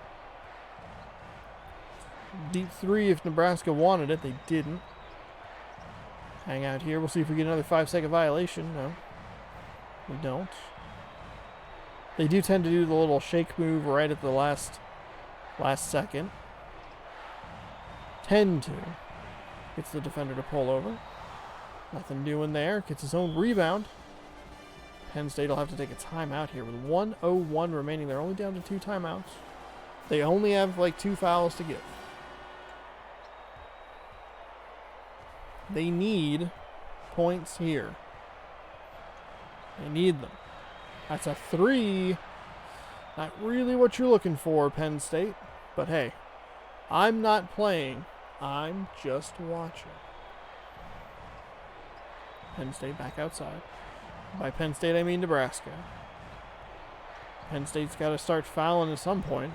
They've been fouling the entire half. Now they don't worry about it. I guess they can let it go. It's a 5-second violation. And one of the more baffling plays we've seen, Penn State didn't foul. Nebraska still made the mental mistake. So usually they'll shimmy out of... Jesus, God in heaven. Usually they'll kind of shimmy shake out of it and they won't get the call, but there are enough times where they do get a 5-second violation. So not super predictable, but it can be a little annoying to watch. That one's short. Timeout. Penn State. Okay, Penn State. I'm going to give you free advice. Free tip. Don't turn the fucking ball over. Look at that. Look at that.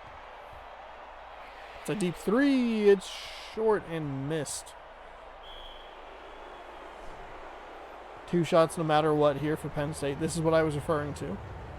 They were able to take advantage of the first set of free throws being a miss, and then they automatically got the ball back. That was going to be 2 no matter what. And Nebraska's going to make it a 6-point game. Penn State is out of timeouts with 13.6 remaining. They took 3 of them before like the 4:30 mark. This is a long pass. 3 straight on off the left iron. A couple of putback attempts. That'll get them to within 4, and it looks like they will back off. Steal it away one more time. Not even close. There's still 0.1 seconds on the clock. All right, thanks. Thanks, Penn State. Appreciate you. And, oh my God.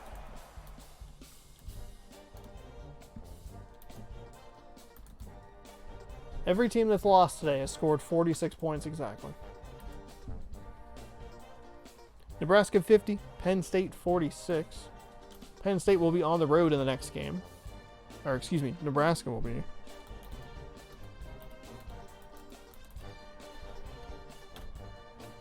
On the road in the next game, which is coming right up here in just a moment. That doesn't control the Xbox.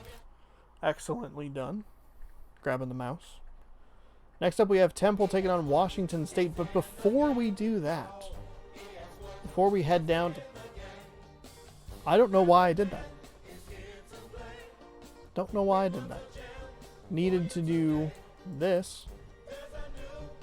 Show off the final batch of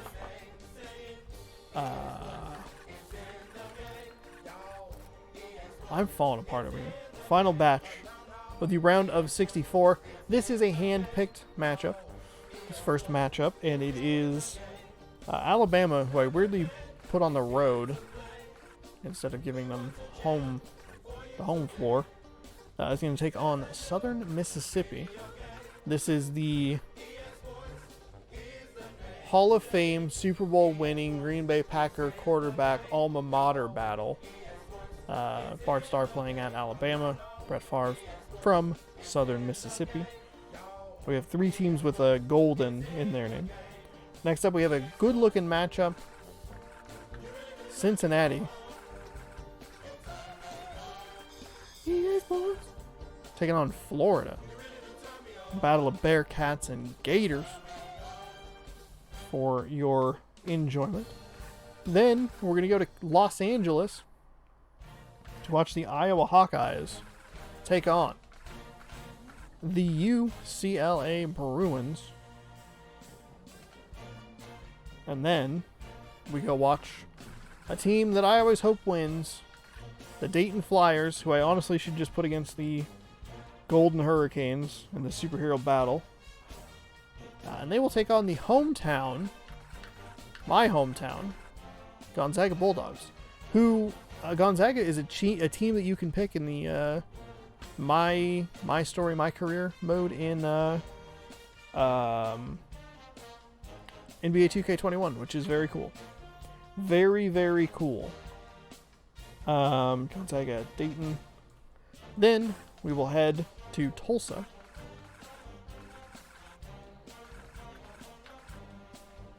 So wait, hold on. Hang on. Dayton. If Dayton and if Tulsa win, they will play each other. Awesome.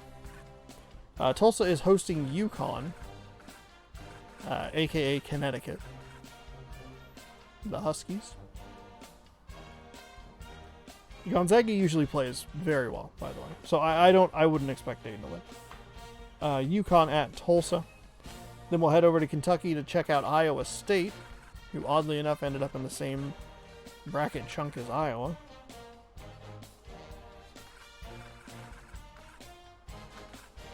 As the Wildcats and the Cyclones battle it out in game number 6. Then we're going to East Tennessee State as they take on the North Carolina Tar Heels.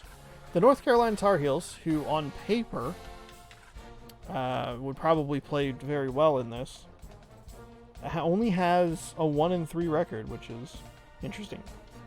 Really, really interesting. And then finally, to round out the round of 64, the final hand-picked match. Stanford versus Ohio State. There's the Stanford Cardinal. Stupid-looking tree. Taking on the Buckeyes. This is a special matchup. My mom does not like either of these mascots. And she one time said, I hope they play each other and I hope neither team wins. It's a 0-0 tie. Everyone goes home miserable. So there you have it. We'll go back through these matchups on the flip side of the tournament, which I assumed I would be drunker for, but I need to get some water.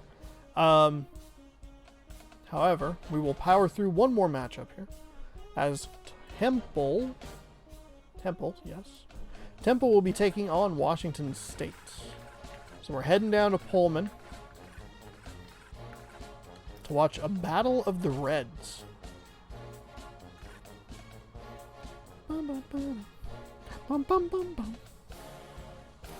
So there you go. Here we go. Game number 4. Winner gets to host the Nebraska Cornhuskers. Exciting. Exciting. What a privilege for the victors of this game. Welcome to Pullman, Washington, where the Cougars have never won a game in the tournament.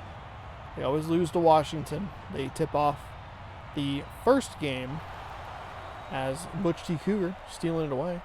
Interestingly, number 10 here in basketball, but number 12 when they are playing football. So Butch T. Cougar has a little bit of a continuity error with his own mascot. Maybe I'll tweet that at him and ask him. Why are you number 10 in basketball and number 12 on football? What number are you when you root for baseball, softball, gymnastics, tennis? Temple getting hit with a foul. Those Temple feet are ugly. God. I'd never looked at those before. Butch T. Cougar in a full uniform. Guess you could learn a little something, Missouri. You naked ass tiger. Alright. Temple and Washington State. Washington State missed a free throw. Got a putback, though. That's a deep 2 for Temple. Cut the lead down to 1. And that's where the game is going to end. Washington State advances. Congratulations, guys. So proud of you.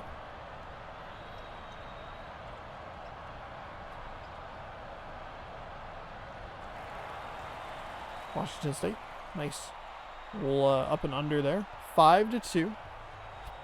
Washington State has played competitively, at least against the Washington Huskies. They just usually stumble in the second half and ruin all my dreams. I always pick them to go really far because I want them to go far. I love the Cougars, but I also don't expect anything, you know? You just go, maybe this is the year, and then it doesn't, and you're like, okay. It wasn't. Oh, he's number 12 on the thing. Remember my whole spiel about him being number 10? I don't know why I said that. We have yet another injury. Getting a lot of injuries here. No, he's clearly number 12. The way the graphics look, it looks like a 10. Just kind of mushes together in a weird way. Good God, Washington State, for the love. I know they got the offensive rebound, but you gotta make free throws, guys. Come on. This is the one match I'll be biased on. I'd really like to see Washington State win. To be fair, though, Washington, for never losing to Washington State, nice play here, wide open layup. Washington never made it past the second round. They beat the Cougars, and then they're like, wait, hold on, a competent team? What? This doesn't make any sense. Shot is no good. It's going to be a foul. Front end of the free throws, no good. Second half of them. Back end is good. So 9-5. Dolly Parton.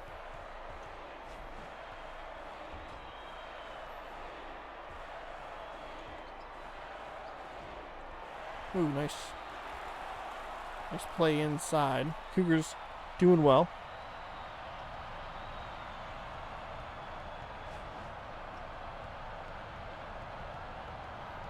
This is the second text message I've got that says I have a parcel for me from May.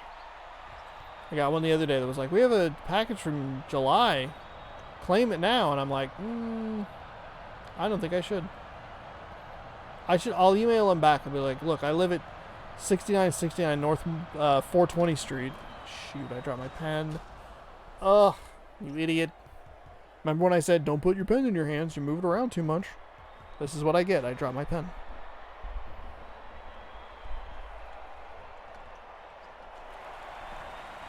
It's lost forever. That's it. It's gone. Never to be seen again.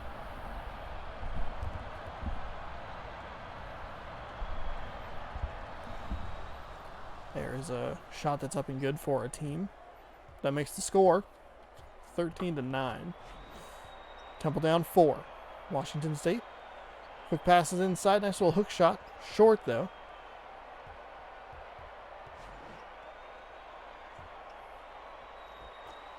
Nice jumper for Temple. And they have the lead down to 2. Washington State getting off to a fast start here.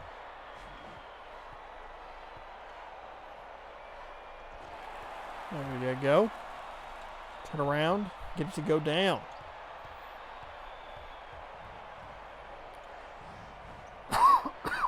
Oh, pardon me. Nice defense by Washington State. They'll throw it ahead. He has a wide open lane to the basket. That's a nice layup to extend the lead out to 6. Temple close it down to 2. Give up 4 quick points. Washington State back in control. 2-possession game. Didn't bother to defend on that one. Said, you make it over me. And then he didn't. 2-on-1. 3-on-1. Took it himself and couldn't get it. He had 2 wide open teammates. I don't know why he took that all alone.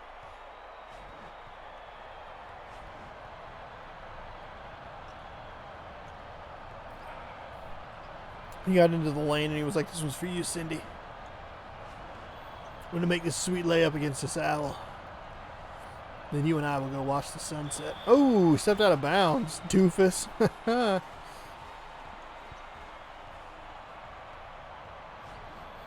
So 17-11, unable to take advantage of Washington State's offensive issue. Temple turns it over. Washington State nearly steals it, almost a backcourt as well. Shot is up, no good. The follow-up is good. He was all by himself. There was not a Cougar within 15 feet of him for that rebound.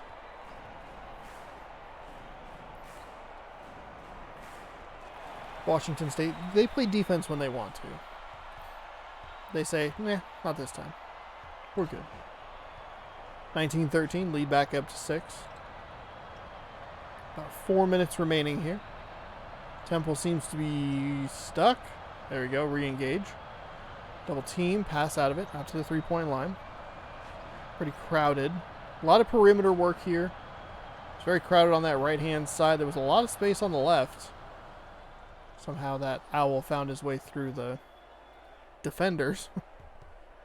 And lead cut down to 4. 19-15.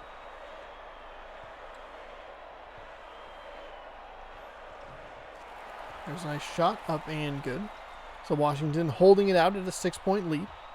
Making sure that they maintain it.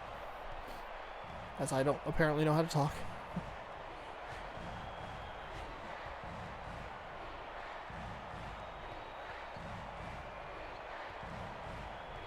Working it around the outside. Going inside, stolen away by the Cougars. 2-on-2, he'll pull back, let everybody kind of get there, reset. It's 1 second something happening. It's over 2 defenders. It's up and good. It is 23-15 now.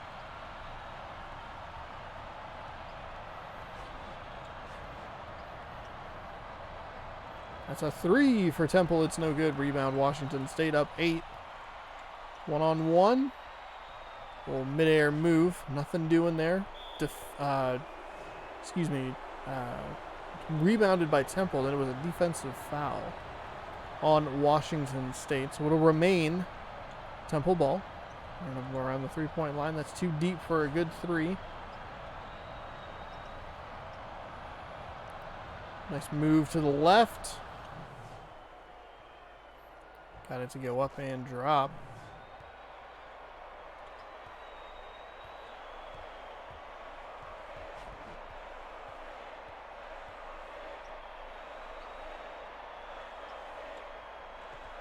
Shot is up and no good. So 23-17, Temple back with the ball. 2 minutes remaining here, first half. Final game of the first round. We have 4 more games after this. Final 4. Third place match. We'll crown a champion, best of the worst. So buckle on in. We'll go back through the bracket again. Take a little break after this. Shot is up and no good. So still a 6-point advantage here.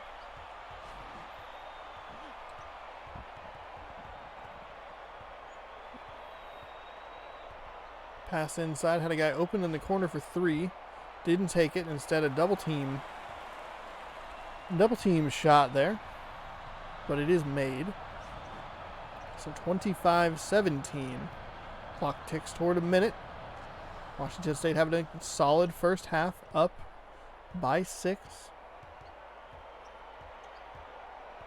Are they going to coug it?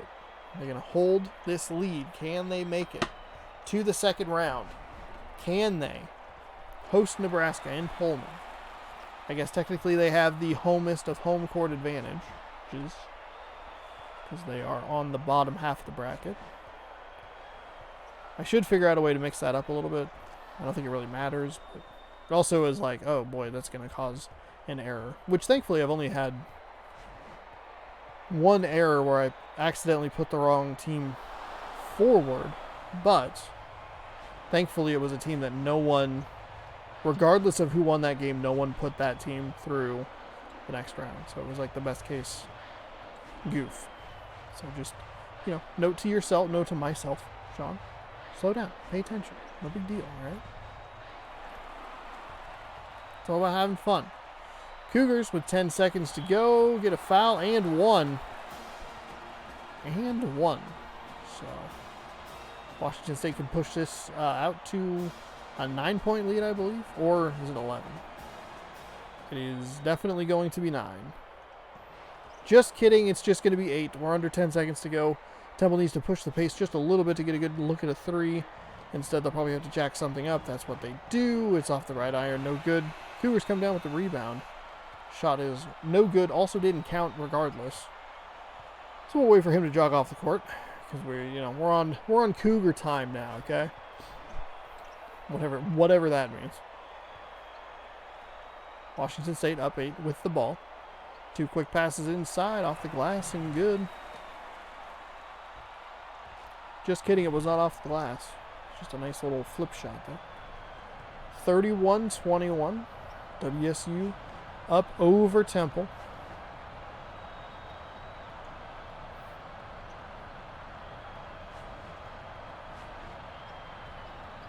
Moving around.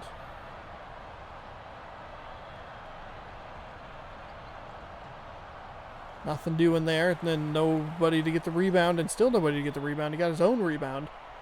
Loose balls everywhere. There's no one for Washington State, or honestly for Temple, down in the paint. Temple puts it back. If there's any team most likely to blow a 10-point lead in the second half of a basketball game, it's absolutely Washington State. Absolutely. You can kick it back out for 3 if you want, or just lose the ball. That's fine too. Put extra butter on his hands in the locker room.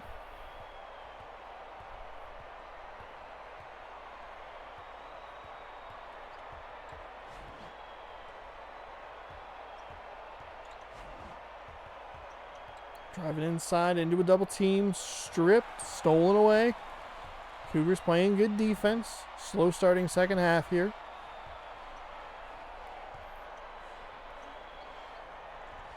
And that is a miss as well. All right, cool. Good job. Proud of you, Cougars. I want you to win so bad. Please. Please. Shot is up and good. So lead down to 6. I don't believe Washington State has trailed in this game. They got off to a pretty good start. Been up by as many as 9. They're up like 5-0. I don't think Temple's really made that much of a run. Temple got it down. Temple got it down to 2. And then Washington State had a couple of good possessions. Bumped it back up to 6 or 7. Around the outside. It's a deep 3 for Temple. It's off and no good, but the tip in, no good. Look good. There, a lot of offensive rebounds for both teams in this game. Temple's the scarier one. Cougars getting fouled. Cougars. As that shot falls.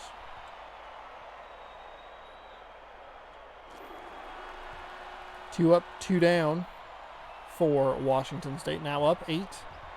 7.5 to go.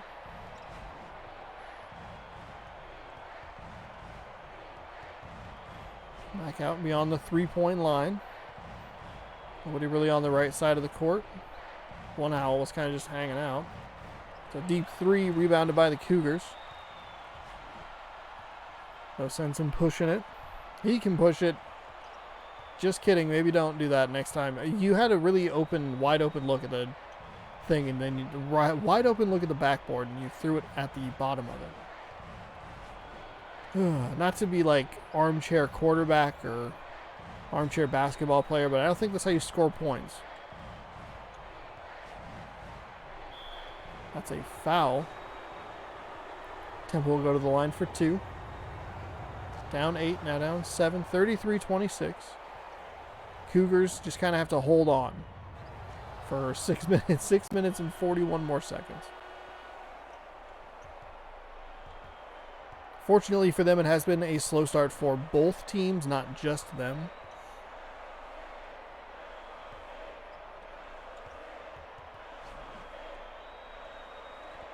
There's a shot that is short off the front left iron.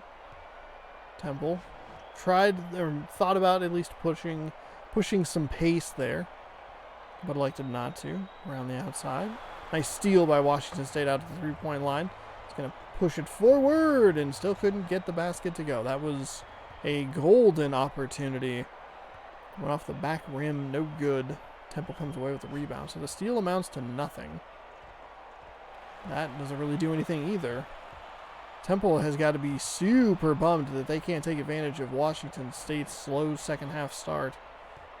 Washington State probably on the flip side bummed that they can't really push this lead to where it could be, maybe should be, depending on if they could just make some shots every once in a while, you know. It's a deep two for Temple. No good. He gets his own rebound. He'll put that one away for a 6-point lead. 5.5 to go. Can you believe that was only a minute and 40 or 20 seconds? What an offensive fireworks that was. Showcase. Offensive showcase.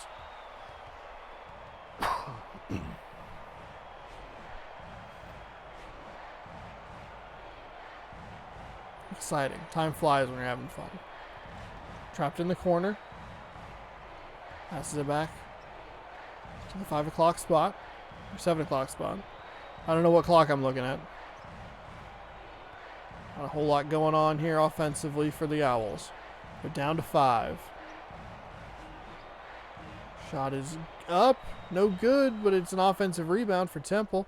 He'll take it, fight through the contact, and put 2 on the board for the Owls. 37-31. 4:30 remaining.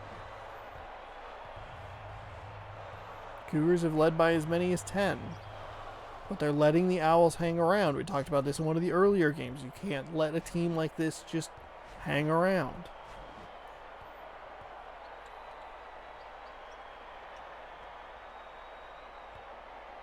Washington State had a real opportunity to blow this game wide open. They've had a slow start. Temple probably should be closer than 6 points behind, but they have also had a slow start. Kind of a good demonstration or explanation of why both of these teams are 0-3. A nice steal there by the Cougars. They'll push it forward. Not really a whole lot going on there. Nice recovery defense by the Temple Owls. 2 quick passes. Into a double team here. Yeah, shocker. Shocker that did not go well. That one somehow went better. Split the defenders, popped it up and in. 8-point lead for Washington State. 3:27 remaining.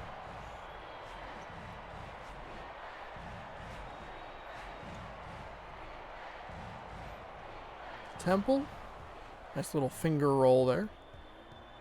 Bounced it off the right iron. In. Up and in, I should say. 6-point game. Creeping down to 3 minutes. Cougars, nice play inside.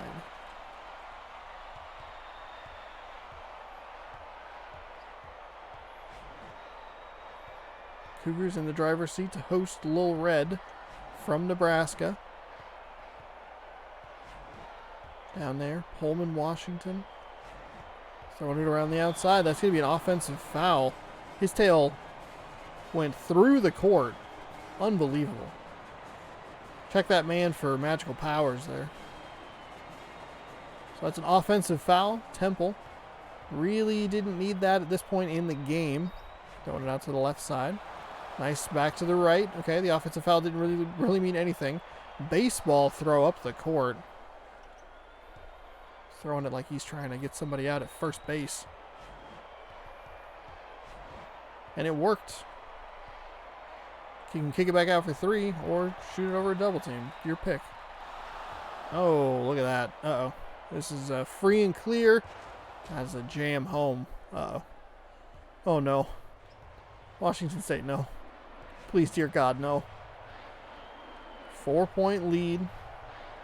2 minutes remaining. Off the iron, no good. Off the iron, no good. Off the iron. Okay, that one was a swish. Cougars have led by about 8 with about 2.5 to go. Back up to 6. Another nice steal there. Got a guy on the right, if they so choose. Great defense by the Temple Owls there. Just hung out under the rim. A lot of traffic going down there. Another steal from the Washington State Cougars. Almost a backcourt violation. That was also another... That was part of the issue as well with the steals was... teams would get a steal and then it would immediately be a backcourt violation. So that's not great. Maybe that was in this game.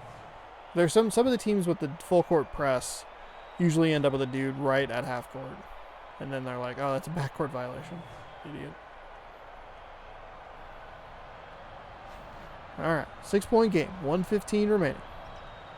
Cougars looking to advance to the Final Four of the Who is the Best of the Worst tournament. If they get one win, I will qualify that as a positive. Hopefully they can take this momentum and play well against the Cougars, or excuse me, the Huskies. I was so distracted by the sweet dance moves of the Owls in the background that I lost track of who was doing what.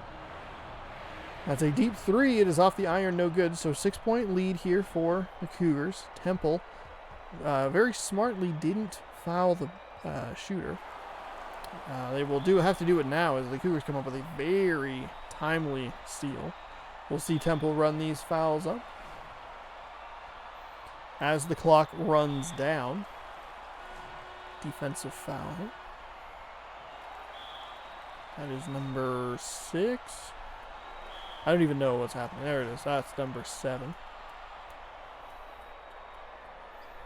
Shot up and good.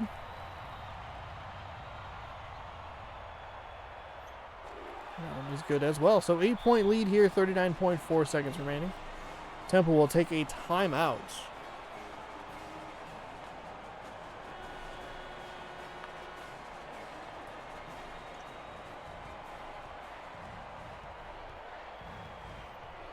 Washington State only scored about 14 points in the second half. I guess Temple only scored 14 points as well. Also, I'm sitting on my foot, which is bad. Oh, they missed the free throw. That's not good, Washington State. That's not good. You can't do that. Temple's going to need a lot of work. A lot of help, I should say. You're going to need help in some threes. Slow getting the ball in. Under 30 seconds to go. Shake yourself open for 3 points here. You can't lollygag around. Can't throw it inside. Got to kick it back out. There you go. Take the 3. For the love of God. You idiots. Shoot the damn ball.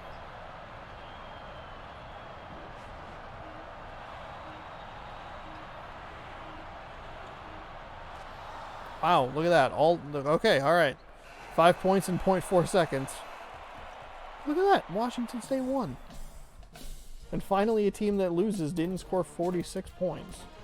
Closer than... The score is closer than the game would indicate. Washington State in control of that.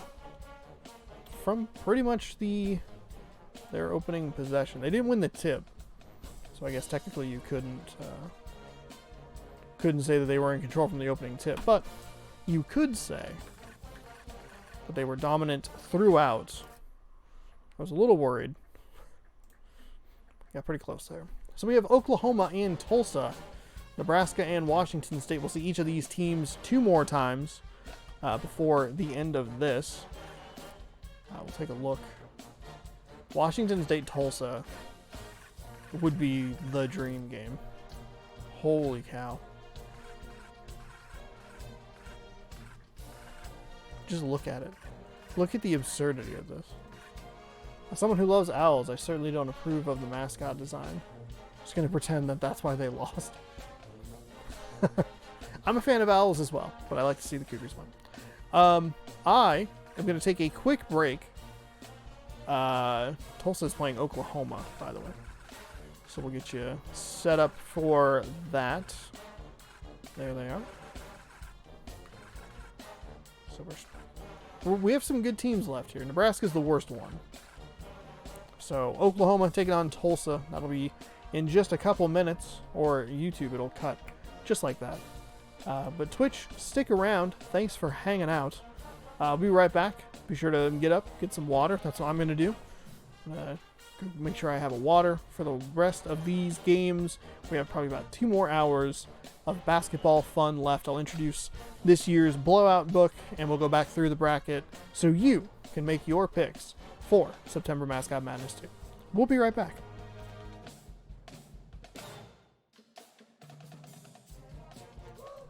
All right. We are back. Make a tweet here.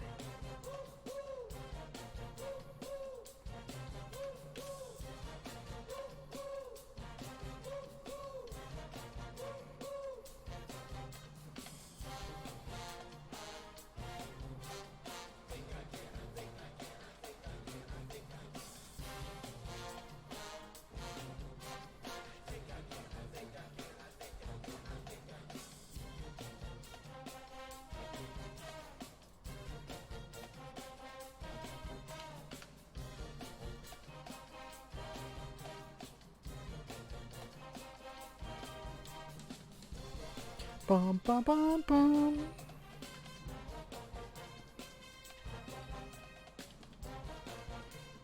All right. Before we jump into this next batch of games,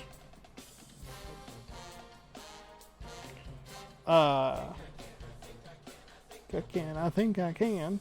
Let's run you back through the so that. Let's run you back through. That's not what I want. This is what I want. All of the matchups, real quick. We'll make this quick. We'll make this painless. This is the next game that we'll be watching here in just a couple of minutes. The stream's going to be running so late. Remember when I was like, I should do 5-minute halves, and then no. Probably should have done that, but that's okay. We're having a good time. We're chilling. We have water. I got a water here ready to roll. Got a couple of drinks here. Got a few more over this way. Washington State and Washington are going to lead off. The Apple Cup is in Seattle this time around.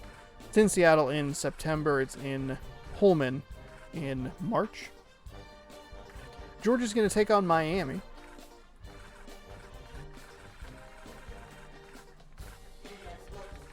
I realized that I wasn't going to actually do this. But it's too late. We're already in. God dang it. Me. Georgia taking on Miami. Then we have Oregon and Villanova. Oregon and Villanova. We'll save the book reveal for the very end. Pretty exciting. I'm excited about it. I also have to dig it out of a pile of shit, I just realized. Penn State is going to take on NC State, a team that we saw earlier. Penn State and NC State. There you go. That's game number 4, excuse me. Duke is going to head to Boston College. So here's Duke.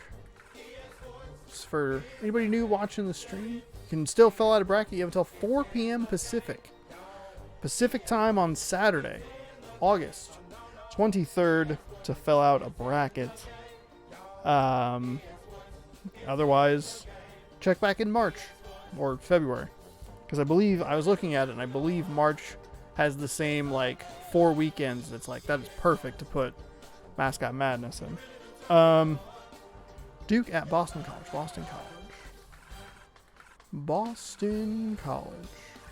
So Devils versus Eagles. Wisconsin and Minnesota.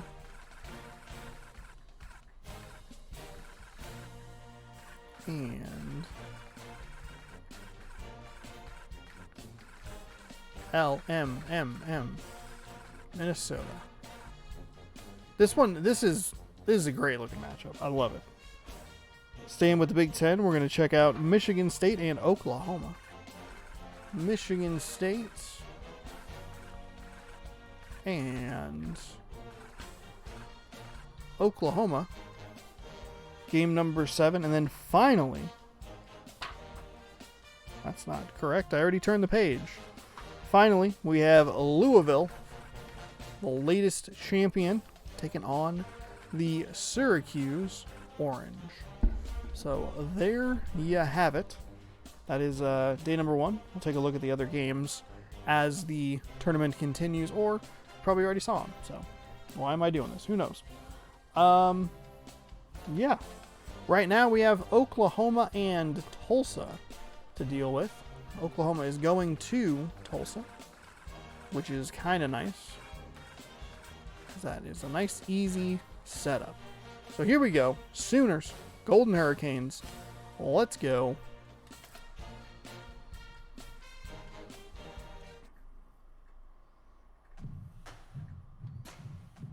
Boom, boom, boom, boom. All right. Game number 5. I don't know if I mentioned this, but each game is 8 parts. Each part is 8 games. Excuse me. So they each usually end up about 4 hours apiece.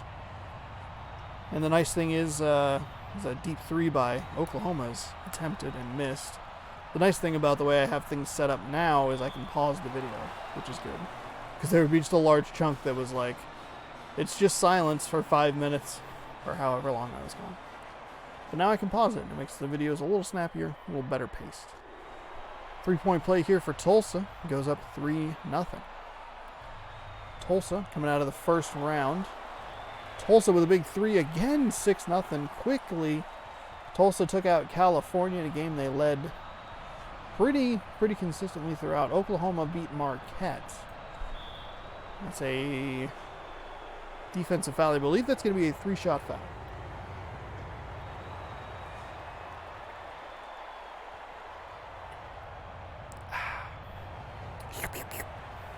Drink your water, kids. Don't lose your lids, kids. Oklahoma made 1 free throw. So we very bizarrely scored 6-1 game here so far. 30 seconds in, Tulsa is off to a hot start. Double team trap there. Oklahoma will get the steal, run away with it. Or defensive foul, excuse me. That is the second foul on number 1. We'll probably see him get subbed out. Foul trouble still an issue for this game. Makes it one of the more interesting mascot modes. Nice steal there for the Golden Hurricanes. So the offensive foul actually leads to very positive results, and at least even more positive results as Tulsa gets in the paint for 2. So an 8-1 lead here. If you haven't picked Tulsa, maybe pick Tulsa. The guy on the right, nice pass. That's going to be a defensive foul. And that is the second on Oklahoma. And Oklahoma maybe just looking to go to the 3rd place game. Say, hey, we don't need to win too much now. We have a taste for it. We'll carry that into our tournament run. Nice block. Excellent block there by the Tulsa Golden Hurricanes. A rare misfire from them on the offensive end. So 10-1. Looking like an excellent start here. See what they can do in the tournament. Nice jam there for Oklahoma as they finally, oh my God, they finally get some points on the board from the field. Then the Golden Hurricanes just rip it up the court. That's going to be a goaltend. Also switching to a full court defense. Looking like they're pushing the pace offensively, trying to slow things down defensively. Very interesting decision here by some Hurricanes. That's a 3 for Oklahoma. It's short. That's going to be a defensive foul. So that's the 3rd foul on the Tulsa team. As the first shot is up and good. Second shot up and good as well. So 12-5.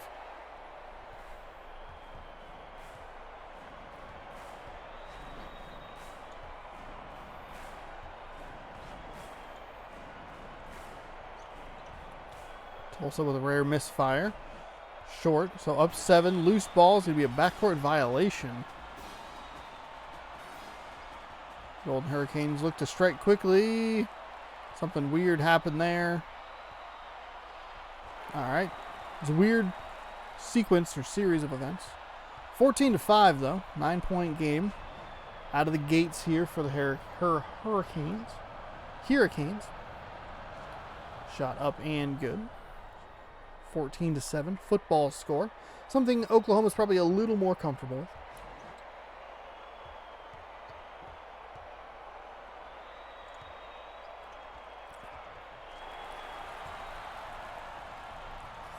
Says the man who forgot that Blake Griffin played at Oklahoma. I mean, they're definitely a football school.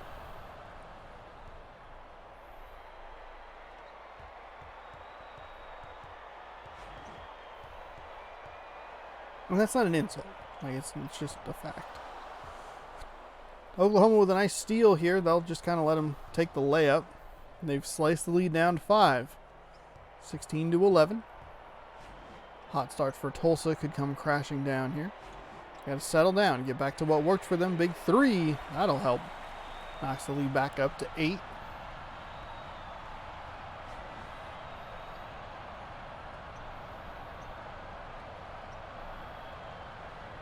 Off the rim a couple of times, a little Kawhi bounce there. Three bounces and a drop. 19-13. Tulsa drops back, falling away, gets it to go.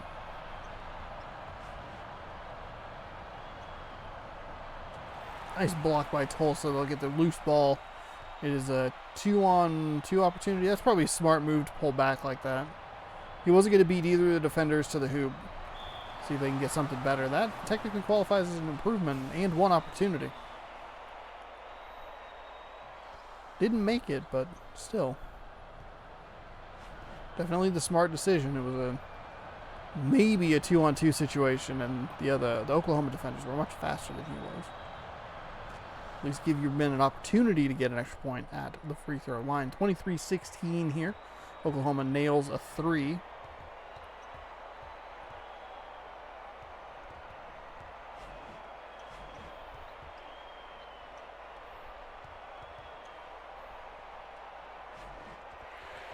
Big 3 for Tulsa, who remain hot. Tulsa remains hot from beyond the arc.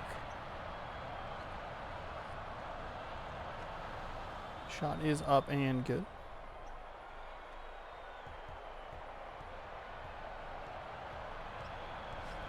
(26-18). Tulsa had a monster 40 points in the first game's first half. We'll see if they can do that again. 40 points is an incredible rarity in the first half. The most interesting thing will be to see if Tulsa can hold on to this momentum and see what they can do in the tournament. They play UConn on day number 4 in the first round. Currently leading by 10. Nice jam there by Oklahoma. Cuts the lead down to 8. They need 10 points in the next 3 minutes to match their total in the last game. They did cool off in the second half. That shot was short.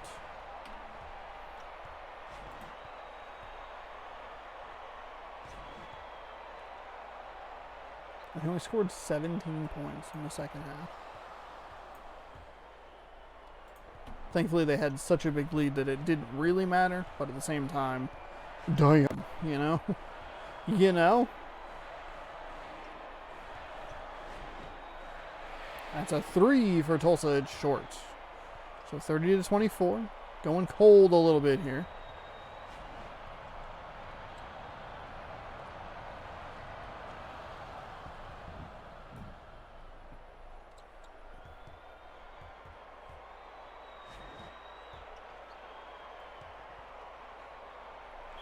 That's a foul. 2 shots at the line coming up for the Golden Hurricanes. First shot is good.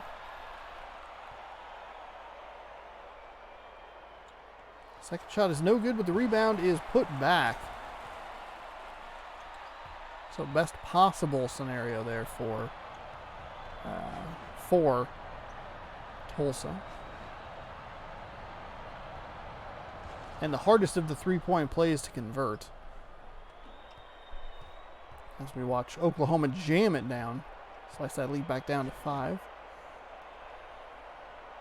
High-scoring, fast-paced first half. And a turnover will give the ball back to Oklahoma.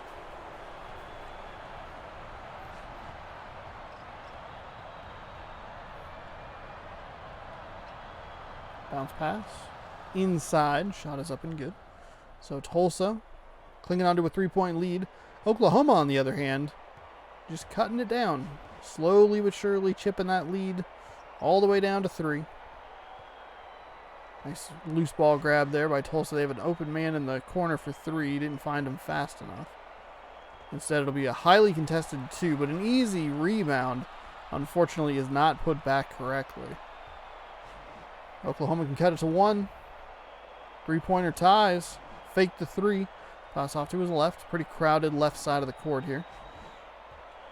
And drive it in over a couple defenders, and it was just off to the right. The whole way. Didn't look good coming off the hand there.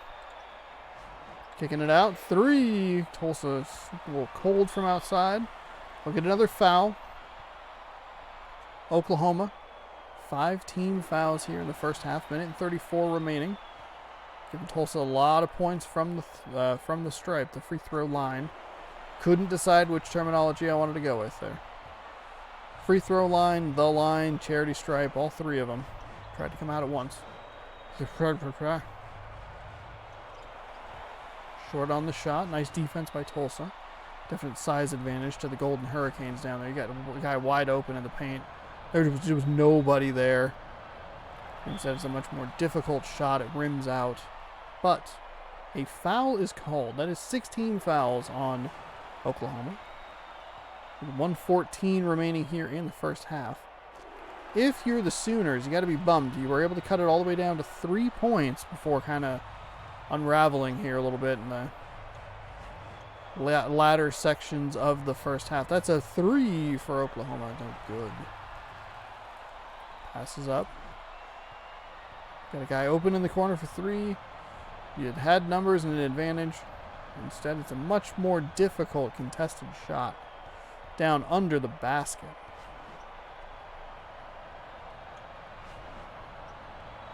They come away with no points. 3-pointer, no good. Oklahoma comes away with no points. We're under a minute to go, or under 40 seconds to go, rather.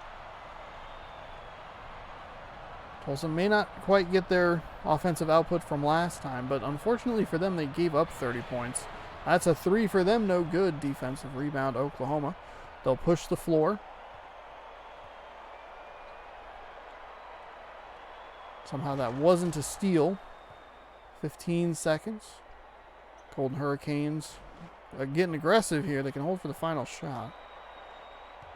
They won't. Instead, it's a 3, and they'll match their offensive output of their first game as Oklahoma tries, Tulsa steals, and that is an air ball to end the first half. So a very exciting up and down first half. Tulsa leads by 8 heading into the second half. Winner going to the finals, where they will face either Washington State or Nebraska. Please, dear God, let it not be Nebraska. Maybe we'll just make the third place game a 5-minute half game.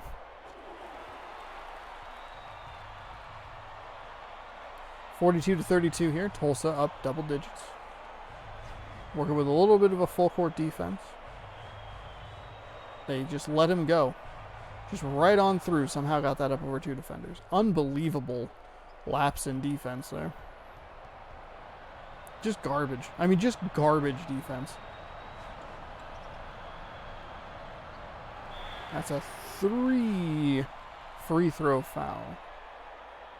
3. First one's good. Oklahoma can't start giving up too many fouls here early. We're at the 9:30 mark of the second half.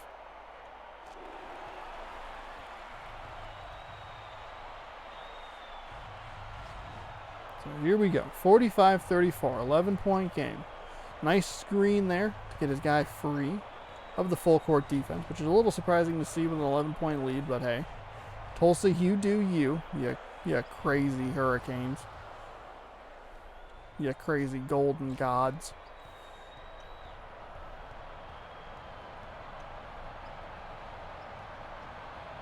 Nice little dribble to his right. Buries the jumper.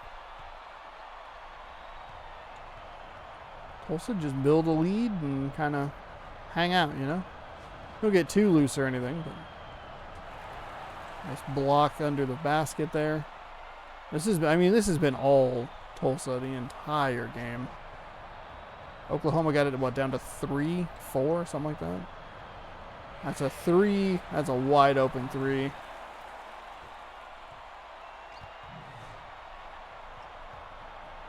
And a 50-36 just drubbing at this point.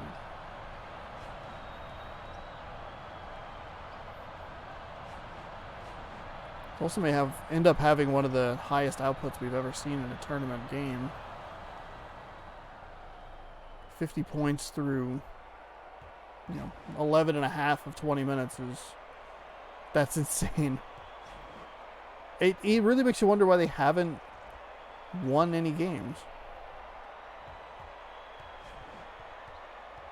I could look. I'm not going to, but I could. 50-39. There's a 3 for Oklahoma. That's going to be an and 1, so an opportunity for a 4-point play here. 50-43. Well, it was an 11-point lead. All of a sudden, 7. One really bad foul. A nice shot. Knocks it down to 7 points.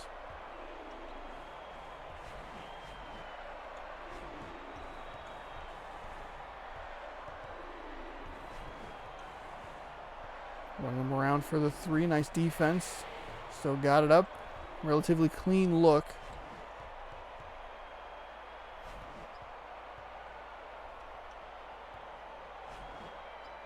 Seven-point game. 7.5 to go. Crazy shot adjustment there under the basket, and it's down to 5. 6-0 run for OU.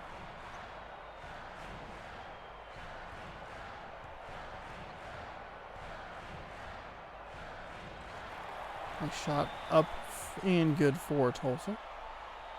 Tulsa may have just built enough of a lead. Because Oklahoma's going to have to get hot and stay hot.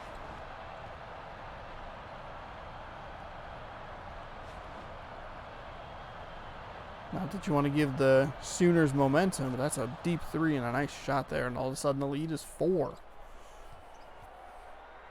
Makes it a 9-2 run here. Off the right iron, no good. Finally defensively rebounded by Oklahoma. They can cut it down to a 1-point game here. They don't. That was a nice steal. That got past him. That was an easy 2. It was a difficult 2, but it still goes down. 6:13 remaining here, second half. Up and down basketball game. This is going to be one of the best September Mascot Madness games, and it technically does not count. There's a 3 for Oklahoma, nailing it, cutting that lead in half. 54-51. Under 6. There's another shot from Tulsa. That one nicely in. 56-51. Back up to 5. Tulsa struggle on the defensive end a lot more in this game. But fortunately, they haven't really had the offensive struggles that they have had, or that they had in the previous game. They scored about 17 points in the second half in the first game that they played. They have scored 16 in the first 5 minutes of this second half. So, much more consistent, much more explosive offensively. They're going to go for a real difficult 2. That was an easy block. So, serious height advantage there. 2-on-1 opportunity. And somehow the ball, I think, was loose down below. And Oklahoma has sliced this down to 1. Nearly a backcourt violation. Don't know why he threw it right at the back or the midcourt line. A lot of players over there. Quick pass inside. And just like that, in 5 minutes and 11 seconds, Tulsa has more points in one half than in the second half than they did in the second half of the last game. Now, unfortunately for them, they have given up a lot of points. Sooners have managed to hang around here. Golden Hurricanes, they're not really leaving the door open, it feels like. It feels like Oklahoma's just playing really well. And there is a difference.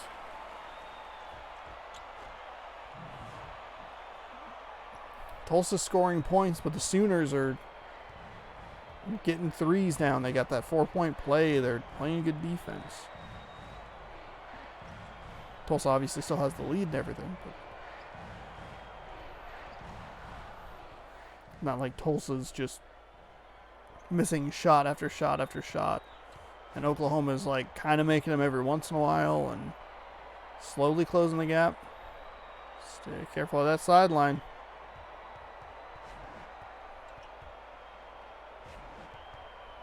A lot of people on this right-hand side of the court. A defensive foul. That is team foul number 3. Number 24 is going to come out of the game. I believe that was his third personal before that graphic disappeared.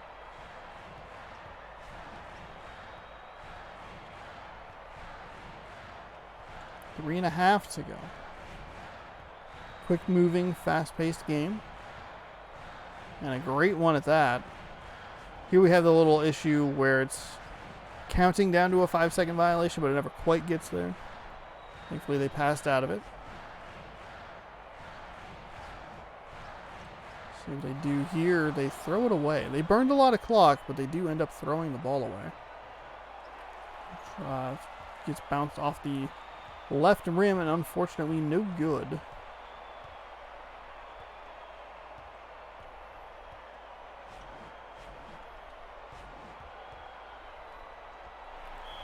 That's a nice shot, but it's no good. Nice adjustment, I should say.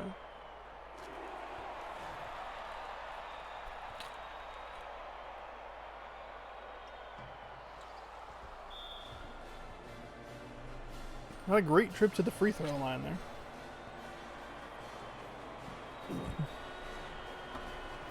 Tulsa, though, remains up 4. It is 61-57. There are under 3 minutes to go here. We could be setting up for a fantastic finish. Oklahoma's got to just stick around a little bit. Big 3 helps. It doesn't. It doesn't go down, so it doesn't mean shit. 4-point game. 2 quick passes inside. And the hook shot was just smothered by the Oklahoma defender. Excellent play there. Long 2, no good. Offensive rebound. Leads to another 2, no good. Leads to an offensive rebound, which leads to a point blank 2.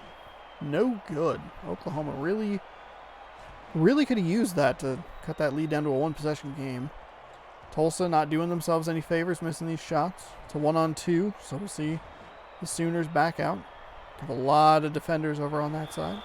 Out of bounds. I wasn't even watching the player. And unfortunately, that means it'll be Tulsa ball with under 2 to go. Still a 2-possession game. Or, in Oklahoma's case, a made 3 and a 5 free throw. Which I guess technically is always an option at a 4-point deficit, but the most ridiculous option. As Tulsa buries a 2 to push the lead to 6.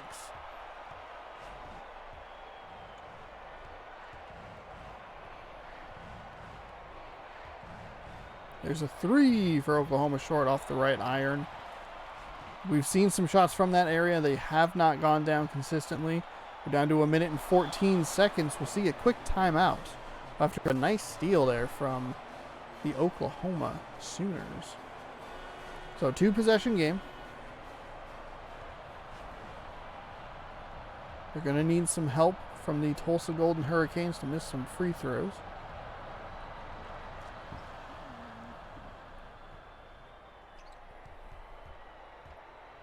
Cut it down to 4. I would not foul here.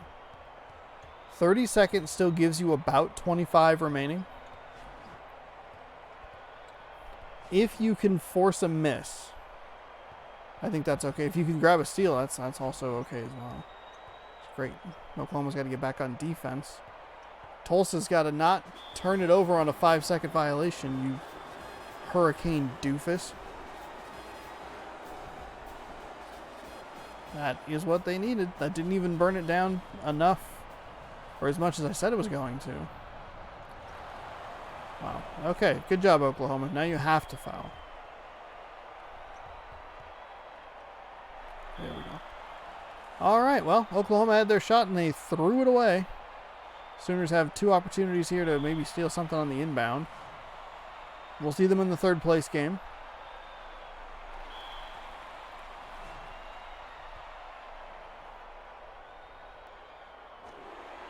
First shot is up and good. So that's a 5-point with 23.6 remaining. Oklahoma will take a timeout. But that's looking like it was it. That Oklahoma had their best shot after that 5-second violation. And then they immediately threw it away. There's a big 3, nothing doing. They'll probably just not worry about it. Just kidding.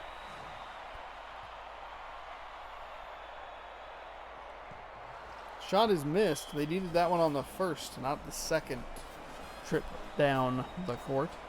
So 65-59, still a little bit of time, a little bit of hope. If you're a Sooners fan, just kidding. All right. Couldn't have thrown it more directly towards him.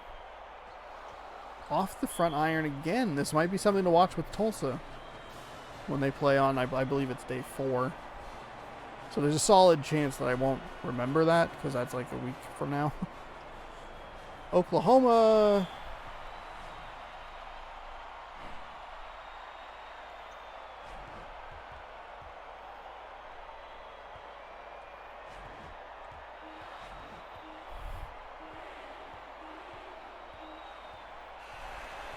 Okay.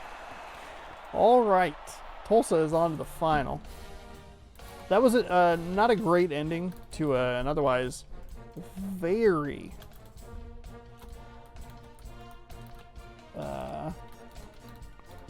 very entertaining game.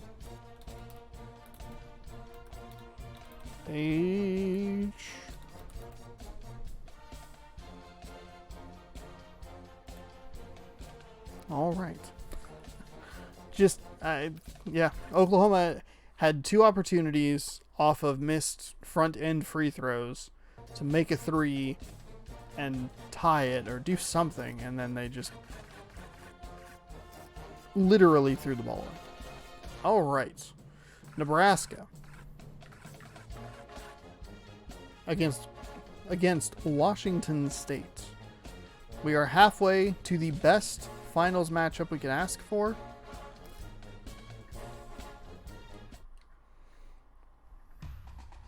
We'll see what the Cougars have in store for us after coming out of the first round victorious against Temple.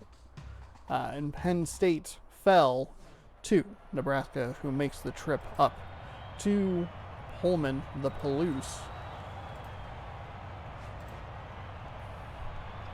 and wins the tip. So here we go. A lot of red happening here. We have a sideways hat wearing doofus against a animal that scared me in a video game the other day.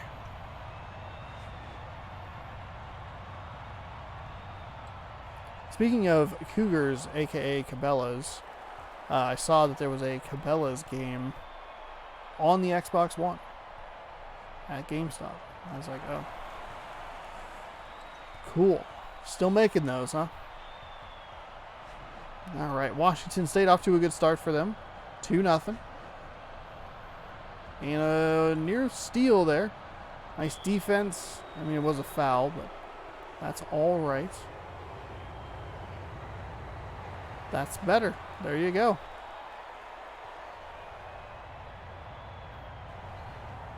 That's best. Okay. Excellent defense leads to 2 missed free throws for the Nebraska Cornhuskers. Faded to his left a little bit. The tip in, no good. Tip in, no good. They had 4 shots at it, and they finally got it down. So the Cougars up 4-0 here. Bald man in front of the camera. Sit the fuck down. How about that?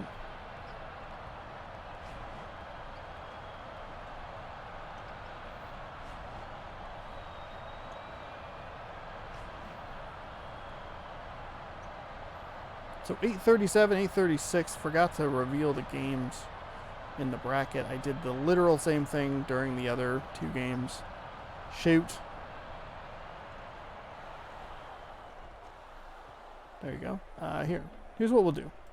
We'll flip it. There's a look. I already showed them off. I guess it's more for the live audience than the YouTube audience.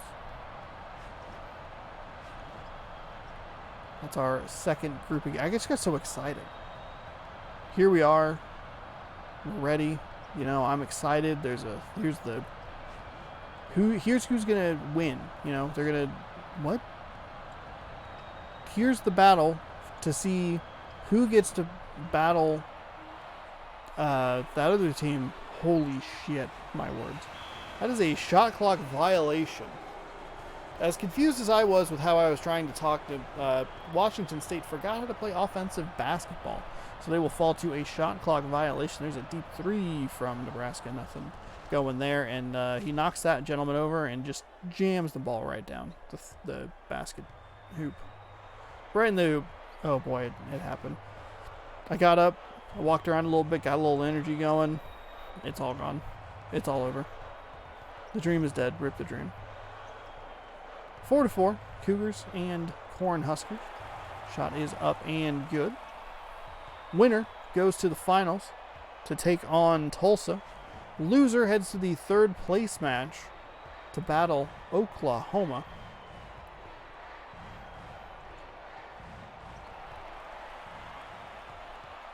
And maybe we'll cut down the third place match to a 5-minute halves.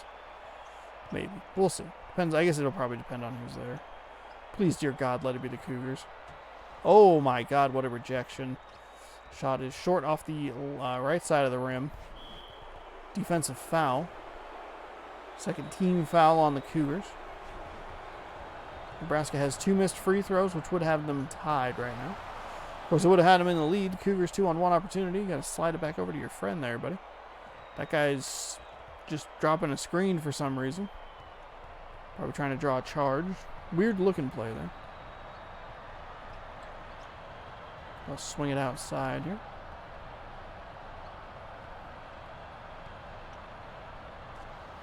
Shot up and good. So WSU and Nebraska now tied at 6 apiece with 6 minutes remaining.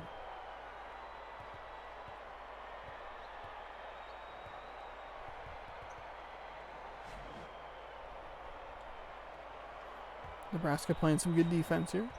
Down to 17 seconds on the shot clock. We've already seen a shot clock violation from the Cougars today. They'll get it up that time. Off the back iron, no good. Nice spin move. Didn't amount to anything, but it looked cool. Out to the right side. Inside. Not a whole lot going on here. Just a lot of sloppy play.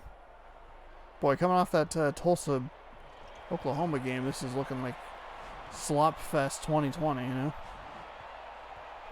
12 total points in nearly 5 minutes. That shot off the rim, no good. Neither team can really get a rhythm going. Can't really get a hold, firm grasp of the lead in this game. Didn't quite run out deep enough to shoot a 3. Pass it inside. That one's going to be off the rim, no good, but it is jammed back home to give Nebraska a 2-point lead, 8-6. 4:45 remaining. I swear with the score the way it is, I thought there were like 8 minutes left in this half. Because that's usually where the score is, with 8 minutes left, not 4.5. Nice block by the Cougars inside. Nebraska went for the ball, stepped out of bounds, turned it over to the Cougars. Cougars just destroyed that dude with a screen. Had a guy streak into the hoop, but elected not to pass it to him. Trying to free somebody up. That'll be a jam home. And with 4:11 remaining, we have an 8-8 ball game. Riveting.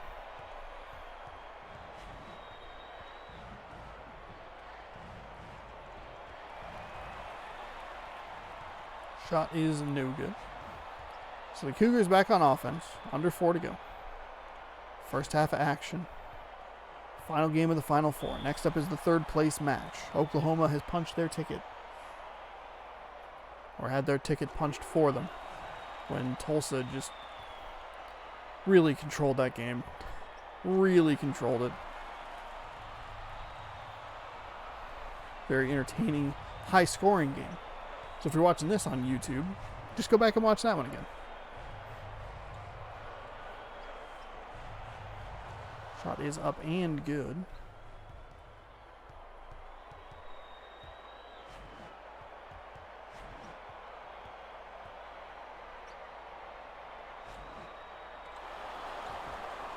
Ooh. Oh, it's getting warm. That's not good.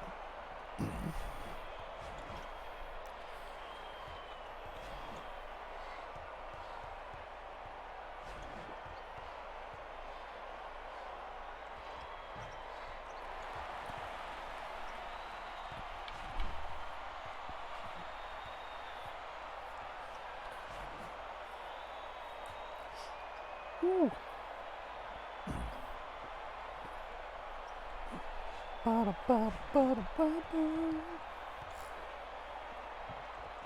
Even 10-10 game here. We're under 3 minutes to go in the first half, and there are 20 total points. 13 foul for the Cougars. Go to the line. Are you serious? Are you serious, Nebraska? What are you doing? They've missed at least 4 free throws that I've seen.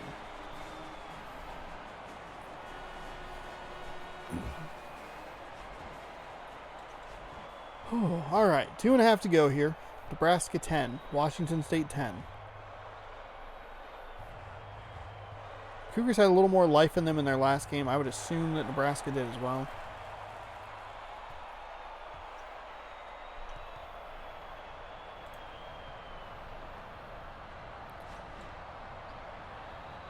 Yeah, Nebraska only won, but well, hey, Nebraska scored more points in the last game.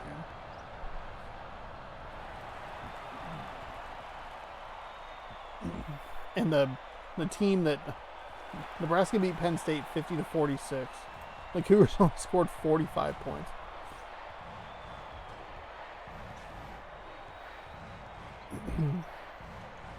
The Cougars scored fewer points winning a game than 3 teams that lost. And they have their opportunity, they have an opportunity to punch their ticket to the finals. But that big jam is not helping. With 1:40 left, we're looking at a 14-12 game. I don't know if this is just bad offense or good defense. Probably a mix of both. I would lean towards bad offense. 16-12. I think good defense makes bad offense look worse. That's a 3 for Nebraska. Slices the lead down to 1. But like bad offense is just like, oh, we're shooting into blocks here, huh? Quick passes inside. Little flip up there. And with 60 seconds remaining, we have an 18-15 game. Almost stolen away by the Cougars. Not a backcourt violation.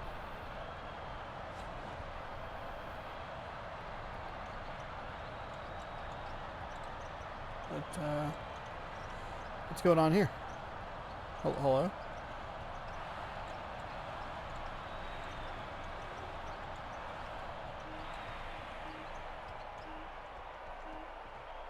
Okay. Little fadeaway ended up being an offensive rebound.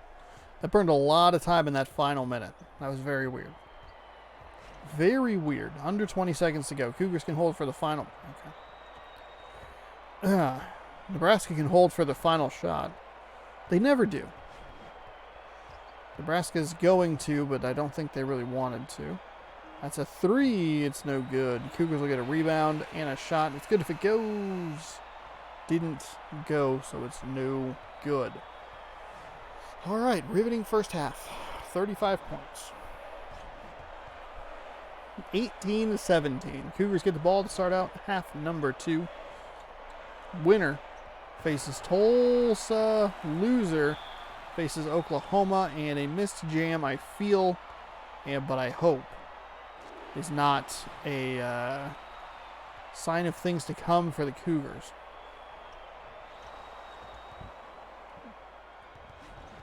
A missed huge dunk immediately followed by a missed free throw. That is terrible. That is not good at all. Blocked. Nice up and in. So we're all knotted up at 19 here.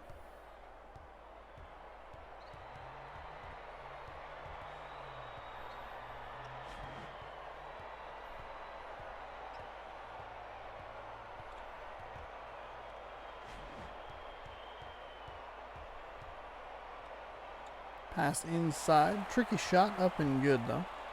21-19. Could get a 23-19 game here.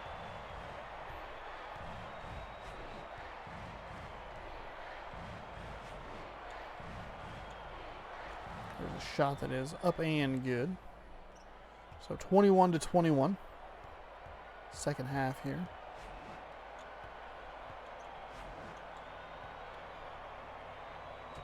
Oh, nice block there. For some reason, the Cougar player decided to go for the ball out of bounds, which is never a good option. And did not work out. Turn the ball over. It's Nebraska's ball. They have an opportunity for the lead here. They can't get it, so I guess it's not the worst thing in the world, but still. Not putting yourselves in a good position defensively. That was a bad pass, but honestly probably better defense. Put himself right in the passing lane. And a good trap by the two players down low to make it hard to see. We have back-to-back turnovers here. Had a guy wide open under the basket. Stolen away out of bounds. Washington State ball. This is a whole mess going on here. Turnover, turnover, turnover on the last 4 possessions now. Knocked him over, but wasn't able to get to the basket. Back to him. He's playing a dangerous game on that baseline. Somehow that went in. Found the hole. It's good. 23-21.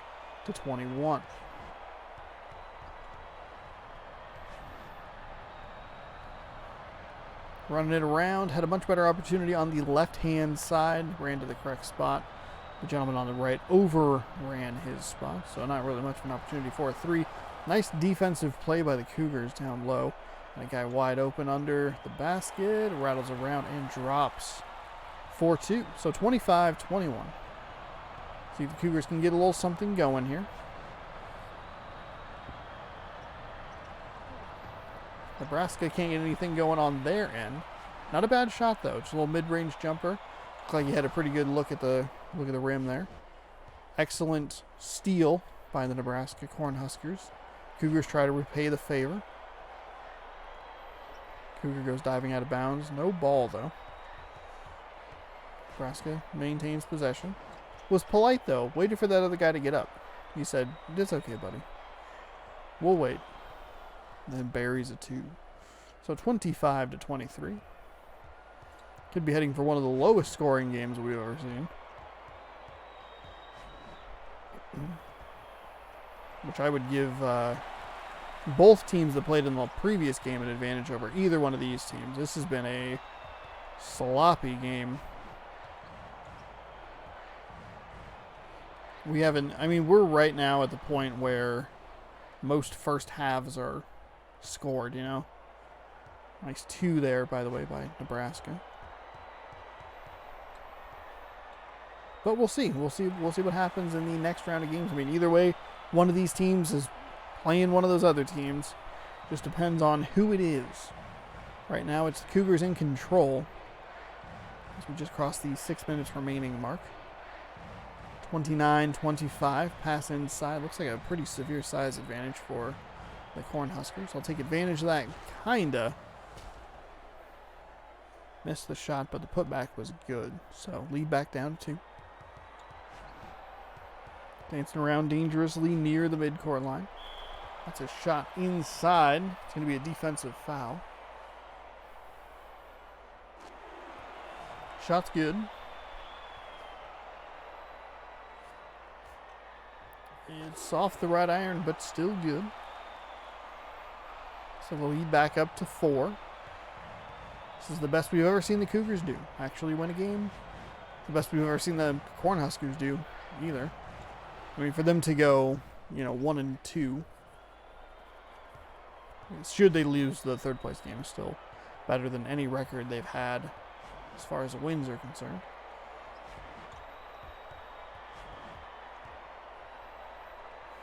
We'll see if any of these teams can break through. I didn't realize that there were going to be 8 no-win teams running into the 4th tournament that I've done. But we'll see. They all have opportunities to pick up their first win. Spread across 8 games over 4 days in the round of 64. Nice shot there by Nebraska. Just trading 2s here at the moment. 4-point lead for the Cougars, 2-point lead for the Cougars. 4 points, 2 points. And it'll get started with these Washington State Cougars in Seattle, taking on the Huskies. Saturday, August 29th, 4 p.m. Pacific, twitch.tv/SeanSoaresRex. You'll be able to check out the VODs on YouTube every Saturday and Sunday in the month of September. We'll post at 8 a.m. Pacific time. Again, just trading 2s. This is probably, honestly, this is probably right where you want to be if you're either team. Ideally, if you're the Cougars, you want to be pushing the lead. If you're the Huskers, you want to be bringing the lead, down, tying the game, maybe even taking the lead yourself. But at the same time, trading 2s, you're giving yourself an opportunity when it comes down to it to have yourself in a position to win the game. Nice block by Washington State. It's going to be out of bounds. It will be Nebraska ball, though.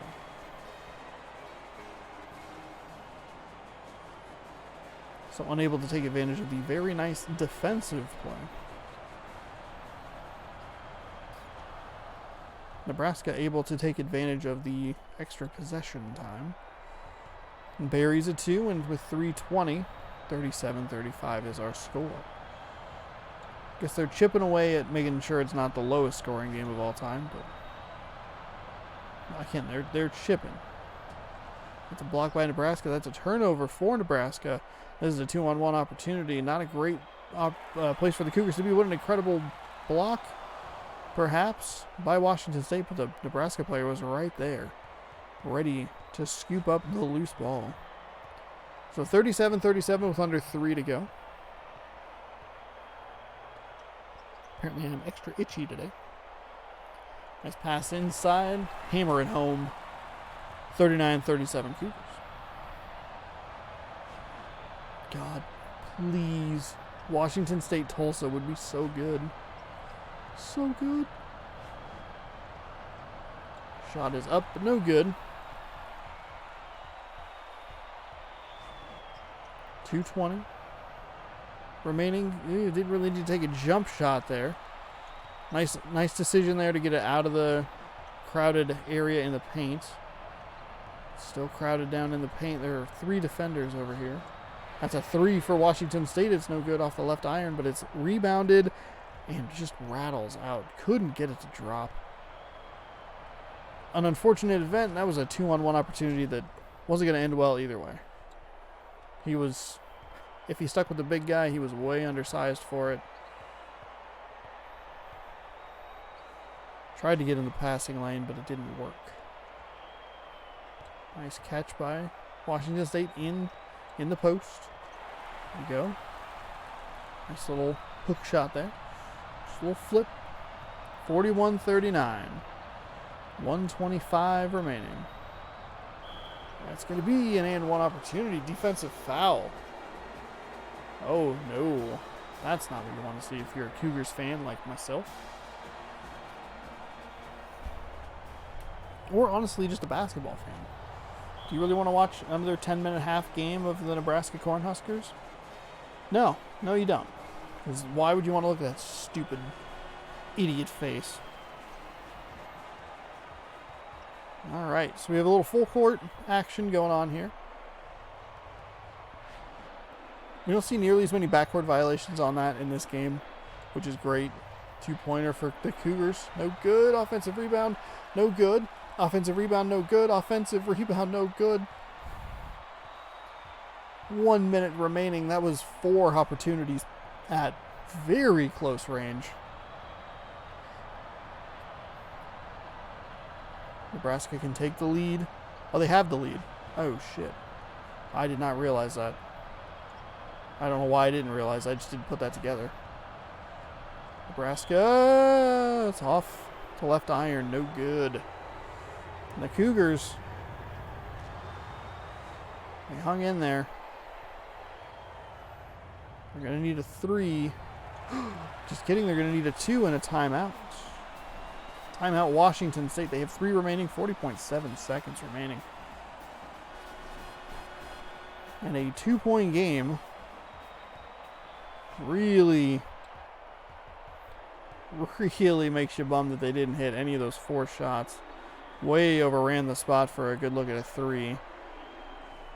Fighting down in the post. A lot of action on the perimeter here. See what they do. Spins inside into a double team. Working outside into a triple team. Back outside, under 10 seconds to go. Washington State has 1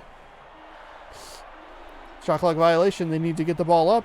It's a 3 at the buzzer. It's off the left iron. No good. The offensive rebound is good. They're going to have to flip it up. It's no good. Cougars lose.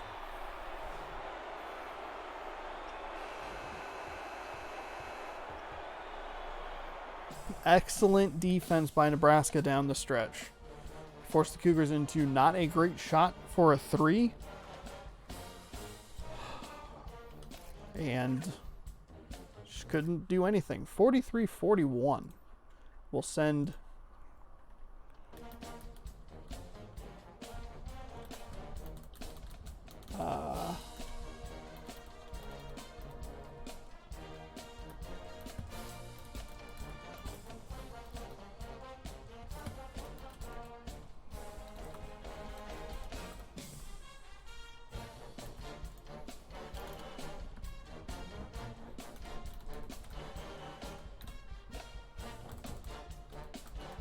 Nebraska to face Tulsa. I wasn't even on this line for very long. Menu for very long.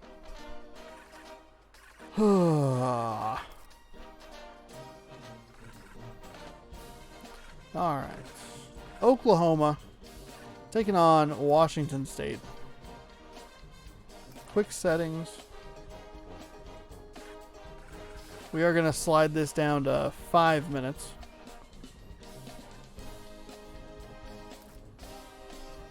Just for time constraints.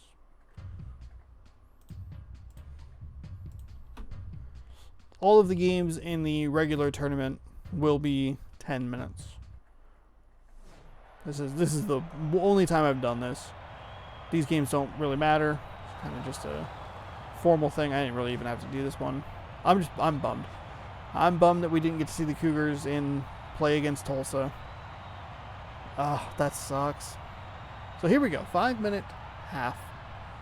Which conveniently started about the 3-minute and 8-second, or 3-hour, 8-minute mark. Cougars getting out to run here. This is a difficult game to call because they both have white jerseys and they're both similar colors on the scoreboard, on the mascots. Oh, God. Cougars are a little lighter, but man. All right, 45 seconds gone here in the first half. Washington State leads 2-0. We saw them really slug it out with the Nebraska Cornhuskers. Unfortunate that they weren't able to continue that. I mean, that's the Cougar way, though. Hold in right until the end, and just not a great ending for them. The Oklahoma Sooners, on the other hand, played a really high-paced game against the Tulsa Golden Hurricanes, and they hung in there for a while. It was a very up-and-down matchup. Washington State jumped out to a 4-0 lead here.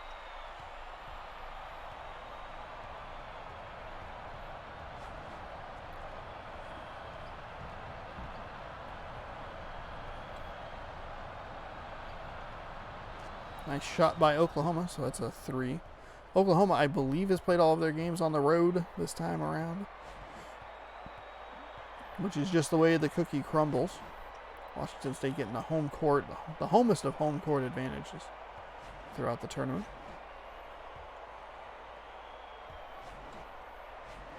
Which I guess technically would apply to whoever's at home between Stanford and Ohio State. I believe it's Ohio State in September, Stanford in March. So Ohio State has the homest of home court advantages. There's a big three for Washington State. They bury it with 1 second on the shot clock remaining. I was really worried as that shot clock was counting down towards in the final seconds of the previous game, because Washington State had a 35-second violation earlier in the game. Nice jam home for Oklahoma. 7-5 here, halfway through the first half. Nice short third place match. The third best of the non-winning teams. An offensive rebound is missed again.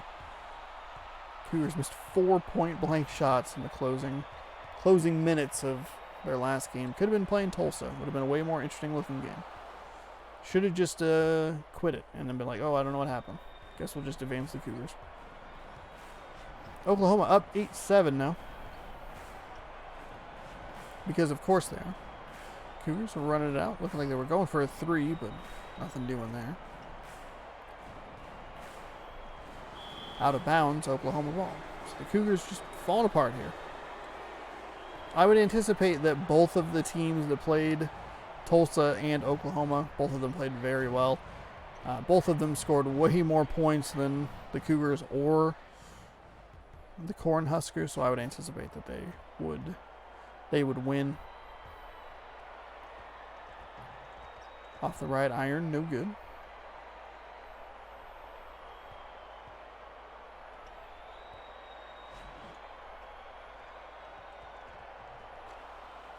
Shot up and good, so a 5-point lead here with about a minute remaining in the first half.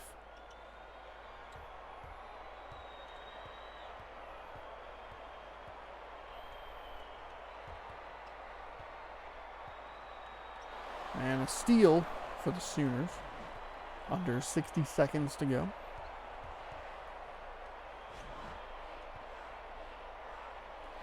Steal for the Cougars with under 60 seconds to go. Crowd not really into it, not much of a factor here. That was just a bummer of a miss.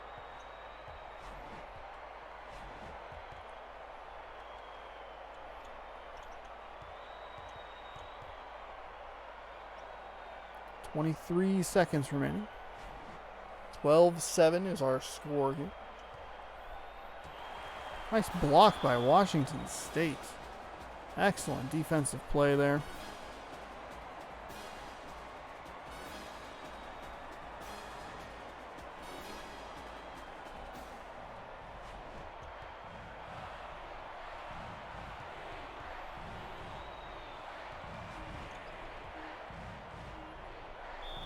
That's going to be a foul. So the first team foul comes with 6.9 seconds.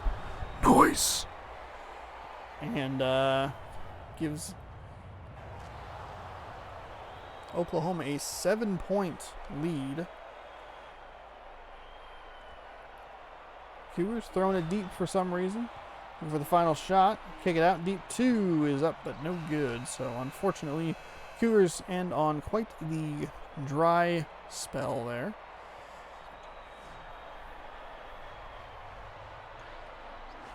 They will get the ball here to open the second half, 14-7. That would still be a low-scoring first half, even if it was a full 10-minute half. Because theoretically, even if you double it, that's still, I guess it's 28-14. Really low score for the Cougars. I guess it's pretty reasonable for Oklahoma. 28 points. But of course we saw in the previous game. Oh, off the left iron, no good, but an offensive rebound. I want to kick it out of a double team, but hey, he made it work. Was it 19-18 or some insanely low number like that? Oh, it was 18-17. It was 35 points. 14-11 here. Shot up, no good. Washington State tied with a 3, cut it to 1 with a 2. Passing it around the outside.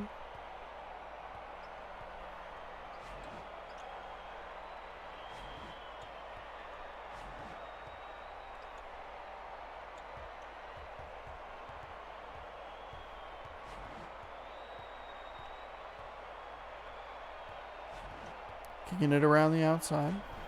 Got so entranced in the game that I forgot that I needed to, commentate. It looks like we're getting a 3-point opportunity here. And 1. Nice play. The Cougars are more than willing to just take as much time off the clock as possible. 3-point play is converted. Washington State, in the first minute and 21 seconds, has a 7-0 run here. All they have to do is kind of just maintain this. Nice block from the Cougars. Pass it back. Looks like they'll just kind of pull back, reset. Call it good there.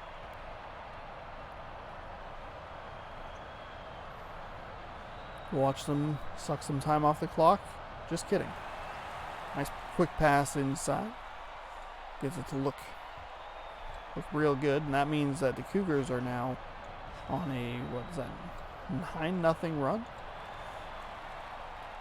The Oklahoma Sooners have not scored a single point in this half. Cougars now a 13-0 run. No, that's not right. 11-0 run. Excuse me. Sorry, I was thinking 11 and I threw myself off. 18-14. Another turnover for Oklahoma. Something happened in the locker room for the Sooners. Washington State now. Now it's a 13-0 run. Went from -7 to +6. 2.5 to go. Ooh, I was preparing my statement. Didn't matter. Didn't come true. Cougars. 15-0 run. And an absolute insane swing of momentum and points here. There you go. You can't keep Oklahoma off the board forever. Now down 6. Their first points of the game come with about 2:10 remaining or so in the game. Under 2 to go. Short halves may benefit the Cougars. They went on a monster run. Somehow that wasn't an offensive foul. Loose ball collected by the Cougars. Back out to the 3-point line. Kind of dancing around. Swinging it back to the 3-point line. Shot is up but no good off the rim. Washington State's got to stay at least lukewarm. Put this thing away. 1.5 to go. Deep 3. Off the left side, no good. Dancing around. It's 1 minute and 20 seconds. 6-point lead for the Cougars. Looked like it was almost going to be stolen by the Sooners. Nothing doing there, though.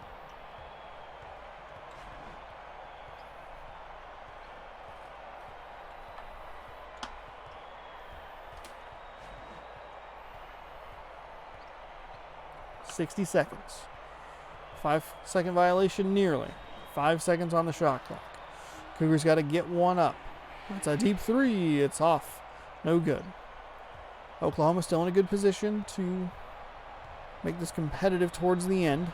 They did not do that in the previous game. They threw it away against Tulsa, quite literally. Offensive rebound is grabbed, but out of bounds. Off the backside of the backboard there.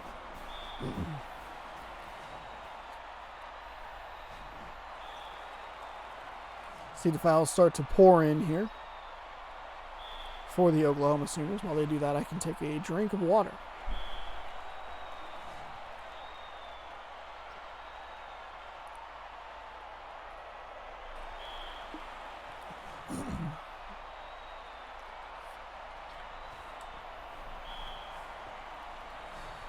Bum bum. Bum bum bum bum bum. 23-16. It was 14-7.5. Cougars have scored 17 points. Oklahoma 2. Incredible turnaround for the Cougars, who I'm sure wish they were in the finals against Tulsa I know I wish they were there, but a third place in this is not too shabby. I hope they can pick up their first win, keep this momentum rolling into the tournament against Washington. Defensive foul. Oklahoma will go to the line, shoot 2. Oklahoma, by the way, Oklahoma, number 2 team in the country in this game. This is on the hardest difficulty, and we're just watching. 24-18. If there's one team that can blow a 6-point lead down the stretch, it's the Cougars.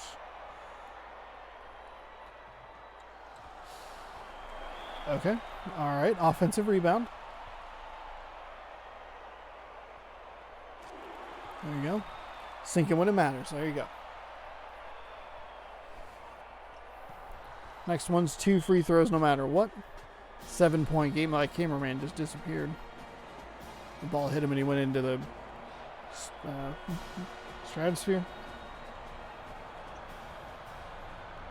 Oh, big 3. No good.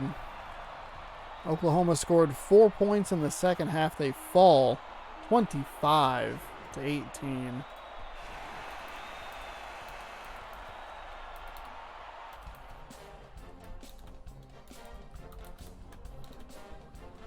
All right. There you go.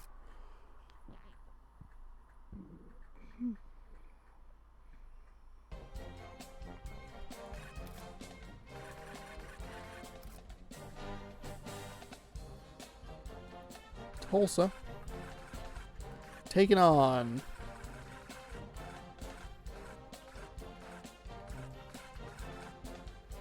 Oklahoma.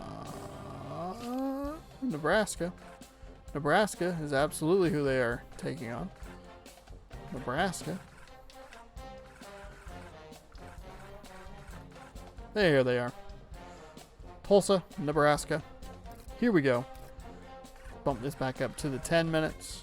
Though I will say that was very nice. That was like a 10-minute game. All-American.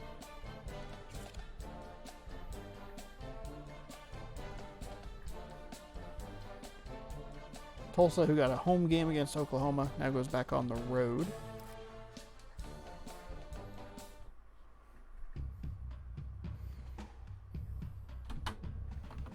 Dooba-doom-ba-doom.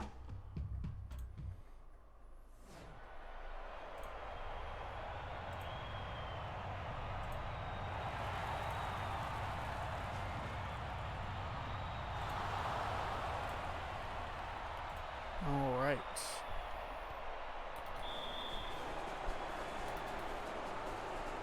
Out of bounds. Tulsa and Nebraska. Here we go. This is for the championship. The best of the never winners. 0-0 game here. Jam home by Nebraska, who barely escaped against Washington State.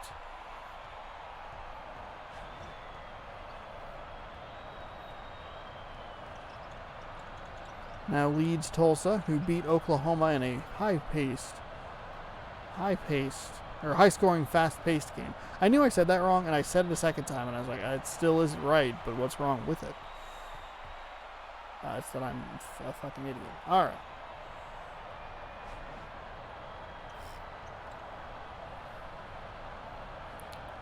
All right. Tulsa not able to maintain the heat from their previous game. Now down 4-0. They got up to a rocket-fast 10-1 start against Oklahoma, and really were just in control from the opening moments. My apologies for that. Kind of just showed up. It's like, oh, you need to do that now, and I'm like, all right, cool. There's a 3 from Tulsa off the rim, no good. Maybe Nebraska's looking to open up a 10-1 lead against Tulsa. And they might have the opportunity to do that. To push it to a 7-point lead here.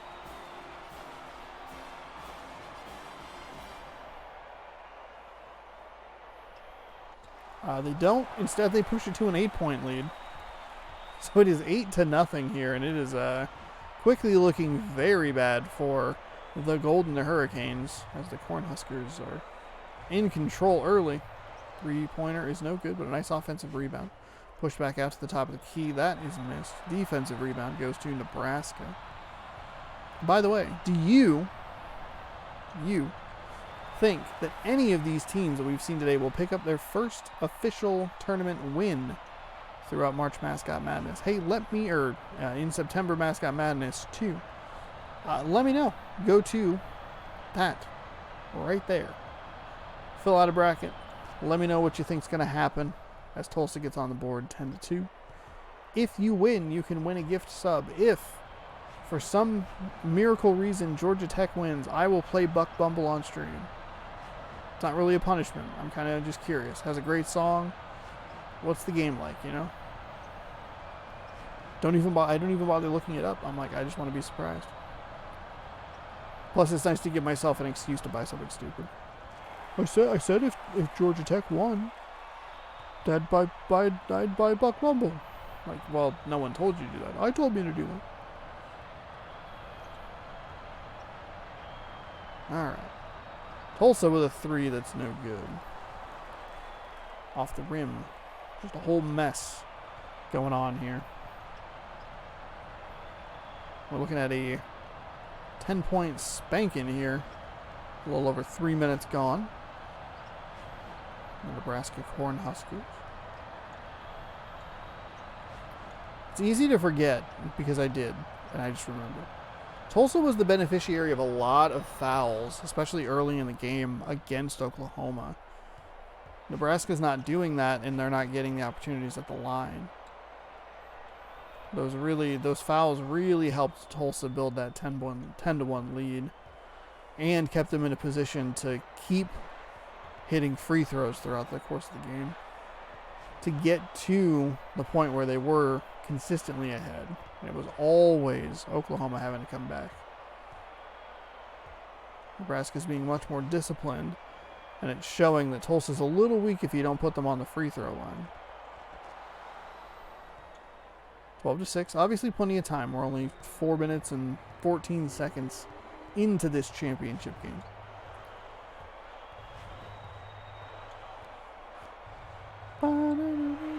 That's a big 3. That is a deep 3. And that is a 15-6 lead. Was 6, now 9. Noise, the sex number. Sliding it in. Shouldn't have said that immediately following the term the sex number. Try to get the double pass, the quick double pass, which is usually very effective. But nothing going there. Another big 3 from Nebraska. We saw Oklahoma miss some of those from deep as well. So it's the polar opposite of the game that Tulsa had last time. Lots of free throws, missed 3-pointers. This time a lot of made 3-pointers, not as many free throw opportunities. They make that free throw opportunity 18-7. But 5 minutes in is not looking good. 1 for 2 from the free throw line, from the charity stripe as they call it. And what I tried to say, but didn't come out. Stolen away by Tulsa down in the court.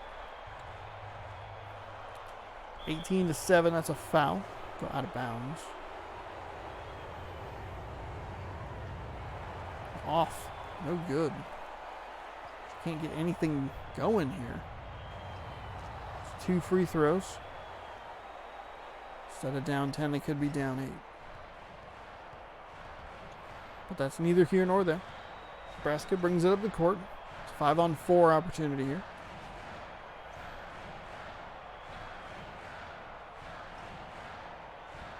There's a shot up and good. So back up to a 12-point lead. Unnecessarily fancy pass for a team down by a dozen.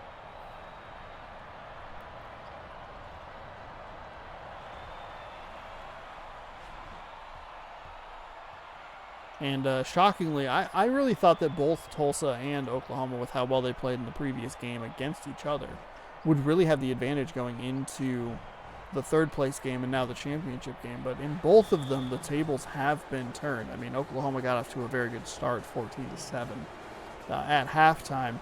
And unfortunately, they scored 4 points in an entire half, 5.5. But still, they only scored 4 points and they gave up more than they even scored in the first half. So it was an interesting. That was a very interesting turn. The Cougars came out firing on all cylinders for the entire half and walked away with a victory. Here, the other side of that coin, Tulsa, they got off to such a hot start, isn't doing anything really. They're giving the ball back to Nebraska. Nebraska, on the flip side, isn't giving Tulsa what helped them so much. I would not have guessed that. In fact, I did not guess that. Shot up and good. So Nebraska kind of just maintaining 12 points, 10 points, 12 points.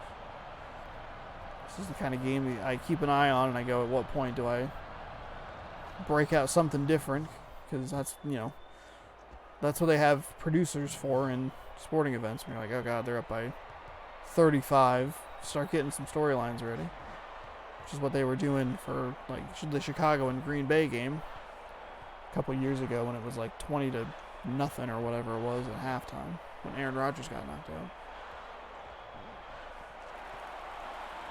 We've done it with some Saints games as well, where it's just like, oh, we're gonna need to fill some time here because this game is not going to be interesting, and then it ends up being interesting. 24-14. 2.5 minutes to go.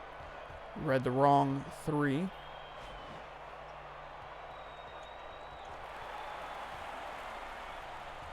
Tulsa can't get any defensive stops here. They need 3 of them. If I were the coach, I would say cut this down to 3. Cut this down to 5, before the end of the half. And we'll regroup, we'll come out, and we'll start firing on all sides. Really just held on to this handle. Come out, try and fire on all cylinders the best we can in the next half and see if we can do something a little different. But changing between its 12 and a 10 point deficit is not going to do it. Changing between a 5 and a 7, 3 and a 5, 4 and a 6. You can get something going there. I just asked Nebraska. That's exactly what they did with the Cougars. Traded 4-2, 4-2. And eventually were able to get through.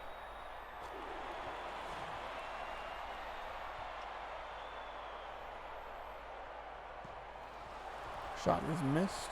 No good. While that is going, I realize that I don't have to get up to get to show you what the book is. I can save it.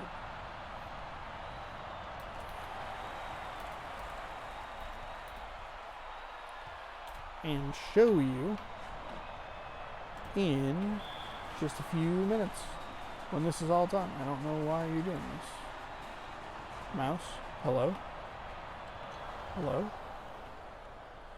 Thank you for freezing. I appreciate that. Blocked away, and we are looking at a 15-point game here.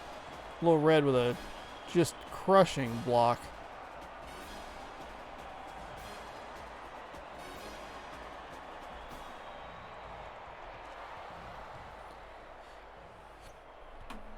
Tulsa down. Well, that's doing that. There's your round 3 matchups. Because I have just completely fallen apart here. Blocked by Tulsa. Regathered by Nebraska.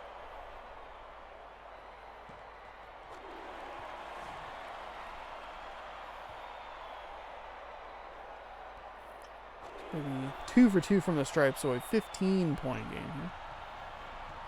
27 seconds remaining in the first half.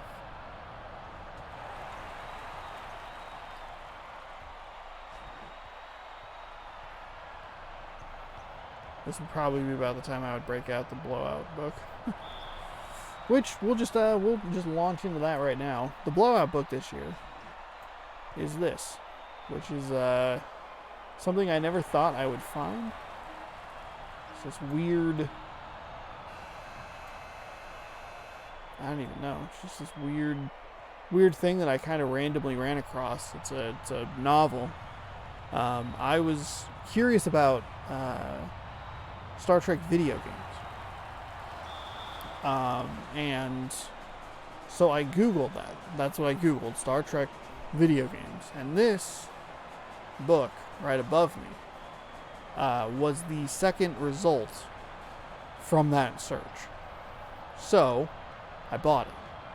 Turns out it's the third in like a kind of weird trilogy. Star Trek used to release comics for the Next Generation under DC, but I guess in the early 90s or the mid 90s that changed and went over to Marvel. So there's Star Trek X-Men, which I had seen a long time ago, but I just never bought it. Shockingly, I never owned it.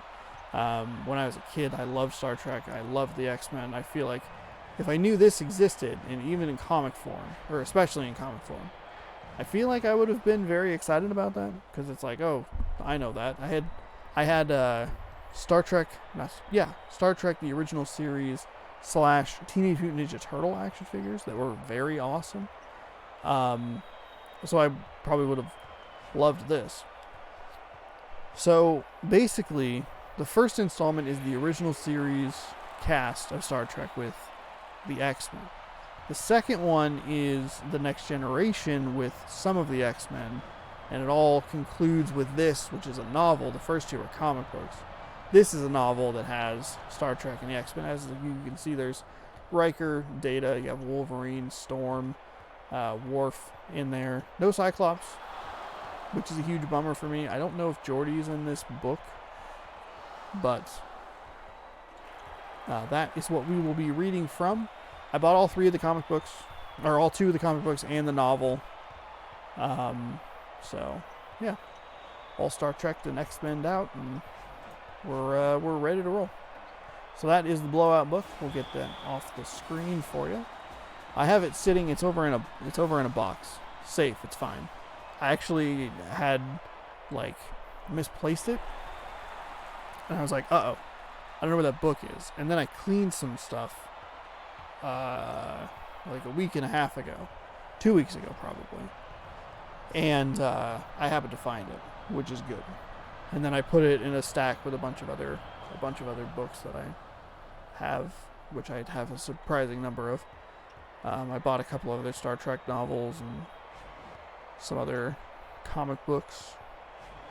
So they're all sitting in a pile. One day I'll read them, or I won't. I don't know. I do have a trip coming up, so I probably should take some of those with me, or maybe one of them. But Lord knows I'll be like, oh, just take your Switch. I also don't remember the last time I read on the road.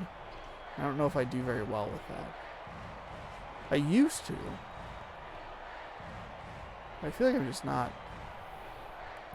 I just don't have the attention for whatever reason.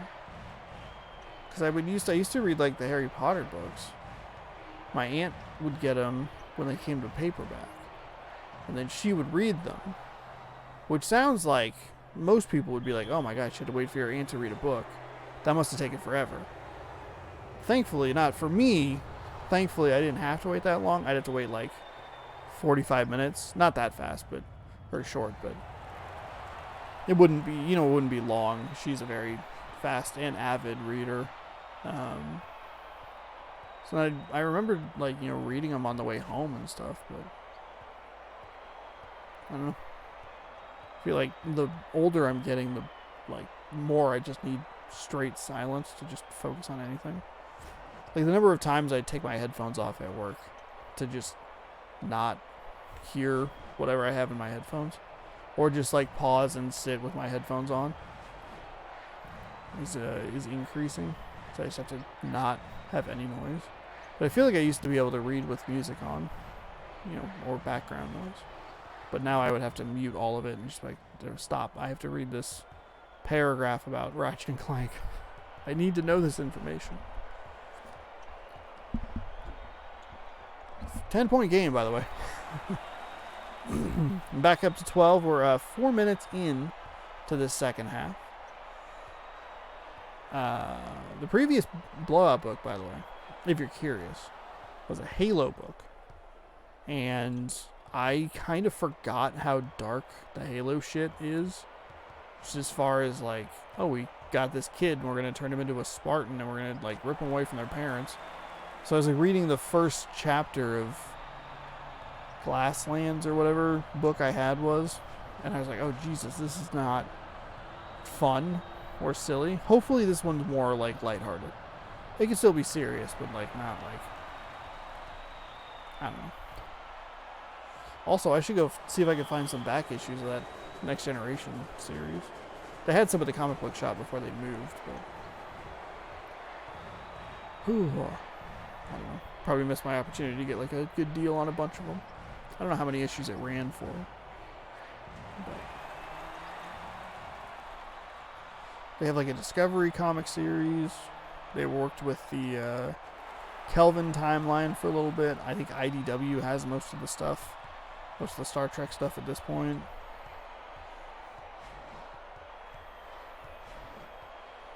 Star Trek Discovery.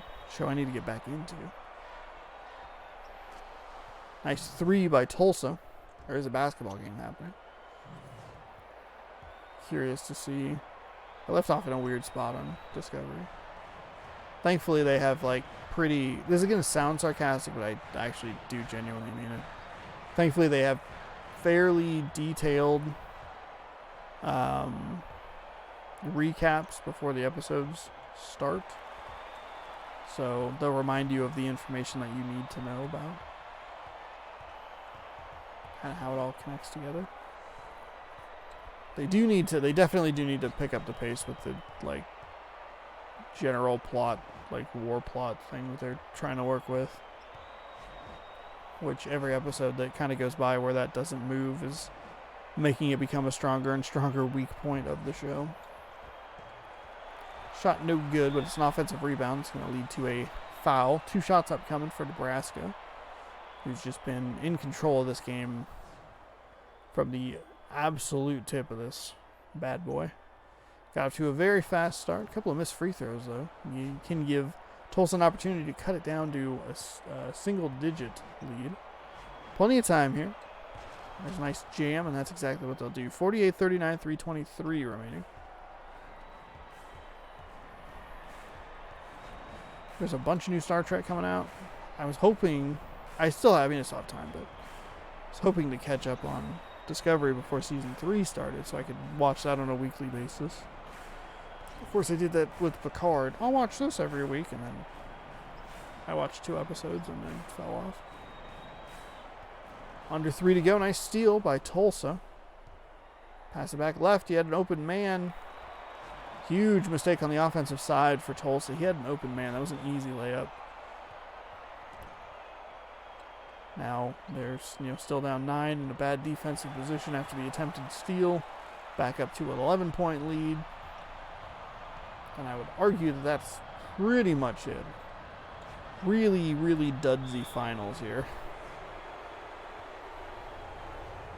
The third place game was pretty good though. Tulsa making it 50-40.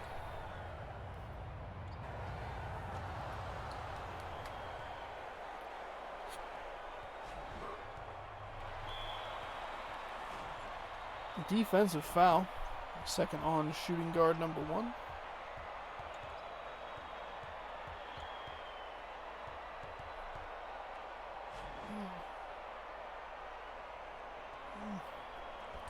Hopefully we don't have very many of these games during the regular tournament. Hopefully. I think we've had good luck so far. Or there either haven't been very many of them, or they've been like pretty far between. I think maybe we had a couple that weren't super great in a row, but that led into the a string of like the 4 greatest games we've seen. It was absolutely insane. It's incredible. Part 3 of March Mascot Madness 2, round of 64, is so good. Slow start, explosive middle, and it may not have the best finish, but that's a 2 that got tipped in. Tulsa's going to take a timeout here. 52-41. 5 timeouts remaining. Tulsa down 11. 1:21 remaining. Just a reminder, stream's probably going to start around 1:30 p.m. tomorrow, Pacific time. Out of bounds, Tulsa ball. Fall Guys for a couple hours. 2 hours, most likely. And then 4 o'clock, we will switch over and start the Mascot tournament. I'll do the same thing that I did last time, which I thought really helped the videos. Update the brackets at the beginning, in the middle, and then at the end we'll give the final standings. The first time I did it, I was updating the brackets way too frequently, letting people know what was going on. But I think cutting it down to 3 is very helpful. We'll do 4 games, take a break, do the last 4 games. It won't matter on YouTube, but if you're hanging out on Twitch, we'll play some tunes. Or I'll just leave the menu music going. I can't remember. I think I just left the menu music going because I wasn't gone very long. Timeout Tulsa. That's what you want to see. 52-43, 9-point deficit. We get those pretty rarely, but it's exciting when it happens. A steal off the inbound. Excellent play by the Golden Hurricanes. Out of bounds, Tulsa ball. Nebraska tried to steal it back. Tulsa's got to go a little quicker. Can't settle for 2. 7 points. That's it. They got it on their last attempt. Well, their second last attempt. First one's in and good. 45-54. So, trading 2s for 2s isn't going to get anything done.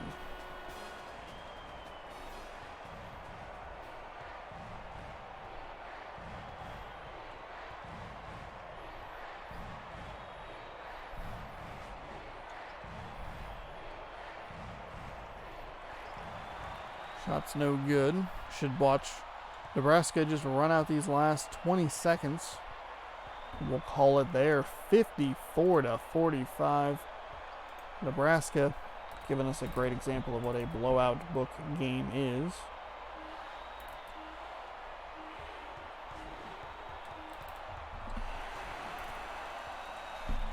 So there you go. Nebraska is the best non-winning team in March Mascot Madness, or Mascot Madness, here on twitch.tv/ShaunosaurusRex and over on YouTube. Again, you have time to fill out a bracket. If it's before 4 o'clock p.m. Pacific time on August 29th, you have time to fill out a bracket. Come join the fun. Come hang out. It's going to be good. This is what we're looking at as far as our starting matchup is concerned. Washington and Washington State, the Apple Cup, Apple Basket that I call it here in basketball. Tips it all off. Go fill out a bracket. Thank you so much for watching. Nebraska wins it all. Which is unfortunate. Because they're the ugliest team. We were so close to a Washington State Tulsa matchup. If you're curious why I looked over to the side, there's the world's worst intersection over near my apartment, and almost, I would say, an average of like once a stream there is a near wreck over there, and man, someone laid on their horn. That'll do it for this year's hype stream. Thank you so much for watching. Again, fill out a bracket. You could win a Twitch sub to my channel. A gift that is, I'd say, priceless. Honestly, priceless. You get quality content like this. I guess technically you get it for free, but you get the subscriber stuff. Well, now. So, thank you for watching. Good to see you, Harper's Ghost. Hope you're doing well. Yeah. I'm really tired. I'm like super exhausted. I thought today I was like, oh cool, I'll go do the stream, like it won't be a big deal. And then I sat down and I did like 2 games and I was like, uh-oh, might be a problem. There you have it. Thank you so much for watching. YouTube, we'll see you later.